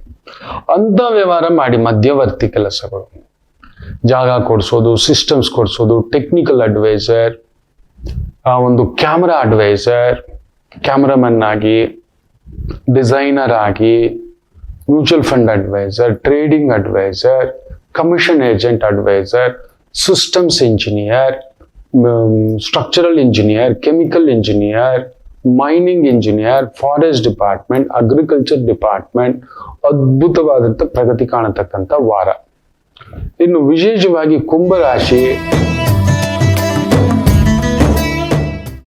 ನಾ ಹೇಳದ್ನಲ್ವಾ, ದುರ್ಯೋಧನನಂತ ಭಾವ ನಿಮಗೂ ಇದೆ. 12ನೇ ಮನೆಯಲ್ಲಿ ಅಷ್ಟು ಗ್ರಹ ಸೇರಿದೆ ಅಂದ್ರೆ ಏನ್ ಬೇಕಾದ್ರೂ ಆಗ್ಬೋದು. ಅದು ಒಬ್ಬ ತಿರುಕ ರಾತ್ರೋರಾತ್ರಿ ಸೂಪರ್ ಸ್ಟಾರ್. ಕೇಳಿರ್ತವೆ ಯಾರೋ ಎಲ್ಲೋ ಏನೋ ಇದು ಹಿಂಗಾಗ್ಬಿಟ್ರು. ಅಂಥದೊಂದು ಶಕ್ತಿ ಸಾಮರ್ಥ್ಯ ಸಿಗತಕ್ಕಂಥ ಒಂದು ದ್ಯೋತಕ ಇಲ್ಲ. ತುಂಬಾ ಎತ್ತರಕ್ಕಿದ್ದವರು, ಶತ್ರುಗಳು ಕೂಡ ತುಂಬಾ ಜನ ಇರ್ತಾರೆ. ಹುಷಾರಾಗಿ ಹೆಜ್ಜೆ ಇಡಿ, ಪ್ರತಿಯೊಂದು ಯೋಚಿಸಿ ಹೆಜ್ಜೆ ಇಡಿ. ನಿಮ್ಮ ಯೋಜನೆ ನಿಮಗೆ ಗೊತ್ತಿಲ್ಲ. ಮೊನ್ನೆ ಲಕ್ಕುಂಡಿನಲ್ಲಿ ನಿಧಿ ಸಿಕ್ತು ಅಂತ ಹೇಳ್ತೀವಲ್ಲ, ಆ ಥರದ್ದು ಒಂದು ನಿಧಿ ಸಿಗಬಹುದು. ಇಲ್ಲ ಸಿಕ್ಕಿರುವ ನಿಧಿಯೆಲ್ಲ ಕಳ್ಕೋಬಹುದು. ತುಂಬಾ ಎತ್ತರಕ್ಕಿರೋರಿಗೆ ಎಚ್ಚರಿಕೆ, ತುಂಬಾ ಕೆಳಗಡೆ ಇರೋರು ಕಳೆದೋಗ್ಬಿಟ್ಟ ಕಣೋ, ನಿಲ್ಲ ಕಣೋ, ನಿನ್ನೇನಿದಾನೆ ಕಣೋ ಅನ್ನೋರಿಗೆ ಯಾರೋ ಕರ್ಕೊಂಡು ಬಂದು ದಿಢೀರ್ ಸೂಪರ್ ಸ್ಟಾರ್ ಮಾಡಿದ ಹಾಗೆ ಅನ್ನತಕ್ಕಂಥ ಒಂದು ಭಾವ ಉಂಟು. ಅದರಿಂದ ಕುಂಭರಾಶಿಯವರ ಶಕ್ತಿಗೆ ದೈವವೇ ನಿಲ್ಲಬೇಕು. ದೈವವನ್ನ ಹೋಲಿಸಿಕೊಳ್ಳಿ. ಪರಮೇಶ್ವರನ ಹತ್ರ ಹೋಗಿ. ತಾಯಿ ದುರ್ಗಾ, ಜಾನಕಮ್ಮ, ಸೀತಮ್ಮ, ಸೀತಾರಾಮರು. ಗುರು ಲಾಭವನ್ನ ನೋಡ್ತಿದ್ದಾನೆ, ನಿಮ್ಮ ಮನೆಯನ್ನ, ರಾಹುವನ್ನ ಒಂದು ಗುರು ನೋಡ್ತಿದ್ದಾನೆ. ಸೊ ಅಲ್ಲೊಂದು ಚೇತರಿಕೆ. ಅದರಿಂದ ನೀವು ಅಷ್ಟು ಗೊತ್ತಿಲ್ಲದ್ ಮಾಡಬೇಡಿ. ತಗಾದೆ ಬೇಡ, ಕಿರಿಕಿರಿ ಬೇಡ, ಟೆನ್ಷನ್ ಬೇಡ, ತಲೆ ಬಗ್ಗಿಸ್ಬೇಡಿ. ದಂಡಯಾತ್ರೆ ಬಂದ್ರೆ ಆಯ್ತು ಸರ್, ತಪ್ಪೋ ಸರಿಯೋ ಭಗವಂತನಿಗೆ ಗೊತ್ತಿದೆ, ನಡೆಸೋ ನಾವು. ಕುಂಭರಾಶಿಯವರಿಗೆ 12ನೇ ಮನೆಯಲ್ಲಿ ಅಷ್ಟಿದೆ. ಜಾಗ್ರತೆ, ಇಲ್ಲದ ಕ್ರೋಧ, ಮಾತು, ನಷ್ಟ, ಎಳೆದಾಟ ಇವುಗಳ ಛಾಯೆ. ಎಚ್ಚರಿಕೆ, ದೂರ ಪ್ರಯಾಣ ಬೇಡ, ಸೆಲ್ಫ್ ಡ್ರೈವಿಂಗ್ ಬೇಡ ಕುಂಭರಾಶಿ. ಇನ್ನು ಮೀನರಾಶಿ 11ನೇ ಮನೆಯಲ್ಲಿ ಕುಜ ಉಚ್ಚ, ಸಪ್ತಮಾಧಿಪತಿ ಉಚ್ಚಂಗತ, ಸುಖಾಧಿಪತಿ ಉಚ್ಚಂಗತ, ಧೈರ್ಯಾಧಿಪತಿ ಉಚ್ಚಂಗತ, ಅಷ್ಟಮಾಧಿಪತಿ ಉಚ್ಚಂಗತ. ಇದು ಹೆಂಗೆ ಅಂದ್ರೆ, ಏನೋ ಯಾರೋ ಫ್ರೆಂಡ್ ಕರೆದ, ಹೋದ್ರೆ ಅಲ್ಲೊಂದು ಲಾಟ್ರಿ ಆಡಕ್ ಹೋಗ್ತಿದ್ದಾನೆ. ನೀನ್ ಬಾರೋ, ಡ್ರಾಪ್ ಮಾಡ್ಬಿಟ್ಟು ಬಾರೋ ಅಂದ. ನಮ್ಮ ಅಕ್ಕ ಆಗ್ತಾನೆ ಒಂದು 10,000 ರೂಪಾಯಿ ನಿಮ್ ಭಾವನಿಗೆ ಕೊಟ್ಬಿಡು ಅಂತ ಕೊಟ್ಟಿದ್ದಾಳೆ. ಅರ್ಜೆಂಟಿನ ಅವನು ತಗೊಂಡೋಗಿ ಕೊಡ ಅಂತ. ಸರಿ ಹೋಗ್ತಿದ್ರೆ ಫ್ರೆಂಡ್ ಕರ್ಕೊಂಡು ಹೋದ. ಡ್ರಾಪ್ ಮಾಡ್ಬಿಡು ಅಂದವನು ಓದಿ ಡ್ರಾಪ್ ಮಾಡಕ್ಕೆ ಏನೋ ಅನ್ನಿಸ್ತೆ, ಬಾರೋ ಹಂಗೆ ಒಳಗಡೆ ಒಂದೇ ಒಂದು ರೇಸ್ ಇದೆ ಅಂದ. ಓದ್ವಿ, ಕೂತ್ಕೊಂಡ್ವಿ. ನಮಗೂ ಏನೋ ಅನ್ನಿಸ್ತು, ಅವ್ನು ತಗೊಳ್ಳೋದು ನೋಡ್ಬಿಟ್ಟು ನಾವು ಒಂದು ನಂಬರ್ ಮೇಲೆ 10,000 ರೂಪಾಯಿ ಅಕ್ಕ ಕೊಟ್ಟಿದ್ದು ದುಡ್ಡು ಕಟ್ಬಿಟ್ರು. ನೋಡಿದ್ರೆ 10 ಲಕ್ಷ ಹೊಡೆದ್ಬಿಡ್ಬೇಕ, ಬಂಪರ್. ಹಂಗಿರುತ್ತೆ ಮೀನ್ ರಾಶಿ. ಯಾರ್ದೋ ದುಡ್ಡು ಯಾರೋ ಬಂದ. ನೋಡಿ, ಹೀಗೆ ಹೇಳೋದು ಮಕ್ಕಳೇ, ಕರ್ಮಂ ಆಳುತ್ತದೆ ಅನ್ನುವುದು ಇದು ಪರಮಾತಿ ಪರಮ ಸತ್ಯ. ಅಕ್ಕ ಅದೇ ಟೈಮ್ಗೆ ದುಡ್ಡು ಕೊಡ್ಬೇಕಾ? ಫ್ರೆಂಡ್ ಆಗ್ಲೇ ಕರಿಬೇಕಾ? ನಾವು ಹೋಗ್ಬೇಕಾದ್ರೆ ರೇಸ್ಗೆ ಕರ್ಕೊಂಡು ಹೋಗ್ಬೇಕಾ ಅವನು? ನಾನು ನೋಡಿದ್ದಾನೆ, ಒಬ್ರು ಫಿಲ್ಮ್ ಪ್ರೊಡ್ಯೂಸರ್, ಸಣ್ಣ ಡಿಸ್ಟ್ರಿಬ್ಯೂಟರ್. ಅವರು ಯಾರ ಜೊತೆಲೋ ಡಿಸ್ಟ್ರಿಬ್ಯೂಟರ್ ಹತ್ರ ಕೆಲಸ. ಯಾವುದೋ ಒಂದು ದುಡ್ಡು ಯಾರೋ ಕೊಟ್ಟಿಟ್ಟಿರ್ತಾರೆ, ಒಂದು 10,000 ರೂಪಾಯಿ. ಒಂದು 2 ಥಿಯೇಟ್ರಿಗೆ ಬೇರೆಯವ್ರ ಹೆಸರು ಸುಮ್ಮನೆ ತಗೋತಾರೆ, ಬಂಪರ್ ಬೆಳೆ. 2 ಥಿಯೇಟ್ರು, ಒಂದು ತಮಿಳ್ ಪಿಕ್ಚರ್ ಯಾರು ತಗೊಂಡಿರಲ್ಲ, ಇವ್ರು ಮಾತ್ರ ತಗೋತಾರೆ. ಹೋಗ್ಲಿಪ್ಪ ನೋಡೋಣ, ಬಂದ್ರೆ ಒಂದು ಹೋದ್ರೆ ಒಂದು, ಕಷ್ಟಾರ್ಜಿತದ್ದು ಅಂತ 2 ಥಿಯೇಟರ್ಗೆ ರಿಲೀಸ್ಗೆ ತಗೋತಾರೆ ಆ ಪಿಕ್ಚರ್. ನೋಡಿದ್ರೆ 3ನೇ ದಿನಕ್ಕೆ ಜನ ಎದ್ದು ಬಂದ್ಬಿಡೋತ, ಟಾಕ್ ಆಫ್ ದ ಟೌನ್ ಆಗುತ್ತೆ. 2 ಥಿಯೇಟ್ರಿಂದ ಇವ್ರು ಓಡೋಗ್ತಾರೆ. 7 ಥಿಯೇಟ್ರಿಂದ 27 ಥಿಯೇಟರ್, 27 ಥಿಯೇಟ್ರಿಂದ 110 ಥಿಯೇಟರ್ಗೆ ಇವರೇ ಬಂದ ದುಡ್ಡಲ್ಲೇ ಪಟ ಪಟ ಪಟ ಪಟ ಪಟ ಅಂತ ಬುಕ್ ಮಾಡ್ಕೋತಾರೆ. ಯಾಕಂದ್ರೆ ಡಿಸ್ಟ್ರಿಬ್ಯೂಟರ್ ಹತ್ರ ಕೆಲಸ ಮಾಡಿದ್ರಿಂದ ಗೊತ್ತಿದೆ, ಏನೋ ಮಾಡ್ಕೊ ಹೋಗೋ ಅಂತೇಳಿ. ಅಂಡ್ ಬ್ಲಾಕ್ ಬಸ್ಟರ್ ಪ್ರೊಡ್ಯೂಸರ್ ಆಗ್ಬಿಡ್ತಾರೆ. Blockbuster producer. ತಮಿಳಲ್ಲಿ ಕನ್ನಡದಲ್ಲಿ ಬಂದಂತ ಒಂದು ಆಟೋಗ್ರಾಫ್, ತಮಿಳಲ್ಲಿ ಚೇರಂದ್ ಅದು ಮೂವಿ. ಯಾರು ತಗೊಳ್ಳಲ್ಲ ಚೇರೆಂದು ಪಿಕ್ಚರ್ ಅದು. ಸುಮ್ಮನೆ ಇದೆಯಲ್ಲ, ಒಂದು ಶೋ ನೋಡಿ ಸರ್ ಅಂತ, ಆಯ್ತು ಹೋಗಪ್ಪ ಒಂದು ಶೋಗೆ ಅಂತ ಈ ತರ ನಡೆಯುವಂತ ಒಂದು ಟ್ರಿಕ್. ಮೀನರಾಶಿಗೆ ಈ ವಾರ ಅಂತದೊಂದು ಟ್ರಿಕ್ ಪ್ಲೇ ನಡೆಯುತ್ತೆ, ನೋಡ್ಕೊಂಡು ಹೆಜ್ಜೆ ಇಡಿ. ಲಾಭವೇ. ಭೂಮಿ, ಮನೆ, ವಾಹನ, ವ್ಯಾಪಾರ, ವ್ಯವಹಾರ, ಉದ್ಯೋಗ ಎಲ್ಲದರಲ್ಲೂ ಅದ್ಭುತವಾಗಿದೆ. ತುಂಬಾ ಚೆನ್ನಾಗಿದೆ ಅಂದ್ರೆ ನನಗ್ ಭಯ. ತುಂಬಾ ಕೆಟ್ಟಿದೆ ಅಂದ್ರೆ ಖುಷಿ. ಯಾಕೆ ಗೊತ್ತಾ? ಅದಕ್ ಮೇಲೆ ಕೆಡೋದಕ್ಕೇನೂ ಇಲ್ಲ. ತುಂಬಾ ಚೆನ್ನಾಗಿರೋನು ಕೆಡಬಾರ್ದು. ಹೌದು, ತುಂಬಾ ಚೆನ್ನಾಗಿರೋನ್ ನಮ್ಮ ಗುರುಗಳು ಹೇಳೋರು, ತುಂಬಾ ಚೆನ್ನಾಗಿರೋನ್ ಕೆಟ್ಟು ನಿಲ್ಬಾರ್ದಪ್ಪ. ಅದು ನೋಡೋಕ್ಕಾಗಲ್ಲ. ಅವನಿಗೇನ್ ಅನ್ಸುತ್ತೋ ಅದು ಬೇರೆ, ನಮ್ಮ ಕೈಯಲ್ಲಿ ನೋಡೋಕ್ಕಾಗಲ್ಲ. ಹಿಂಗ್ ಬದುಕ್ತವ್ನು ಈಗ ನಿಂತು ಬಿಟ್ನಾ ಅಂತ. ತುಂಬಾ ಚೆನ್ನಾಗಿರುವವರು ಎಂದಿಗೂ ಕೆಡಬಾರದು. ದೇವ್ರೇನೋ ಒಂದಷ್ಟು ಮಾತ್ರ ಆದ್ರೂ ಕೊಟ್ಟಿರ್ಬೇಕು. ಸೊ ಅಂಥದ್ದೊಂದು ಭಾವ. ಎಚ್ಚರಿಕೆಯಿಂದ ಹೆಜ್ಜೆ ಇಡಿ. ಲಾಭವಂತೂ ನಿಶ್ಚಿತ ಎಲ್ಲಾ ರಂಗದಲ್ಲೂ. ಎಲ್ಲರಿಗೂ ಒಳ್ಳೆಯದಾಗಲಿ. ಮಾತೃದೇವೋ ಭವ.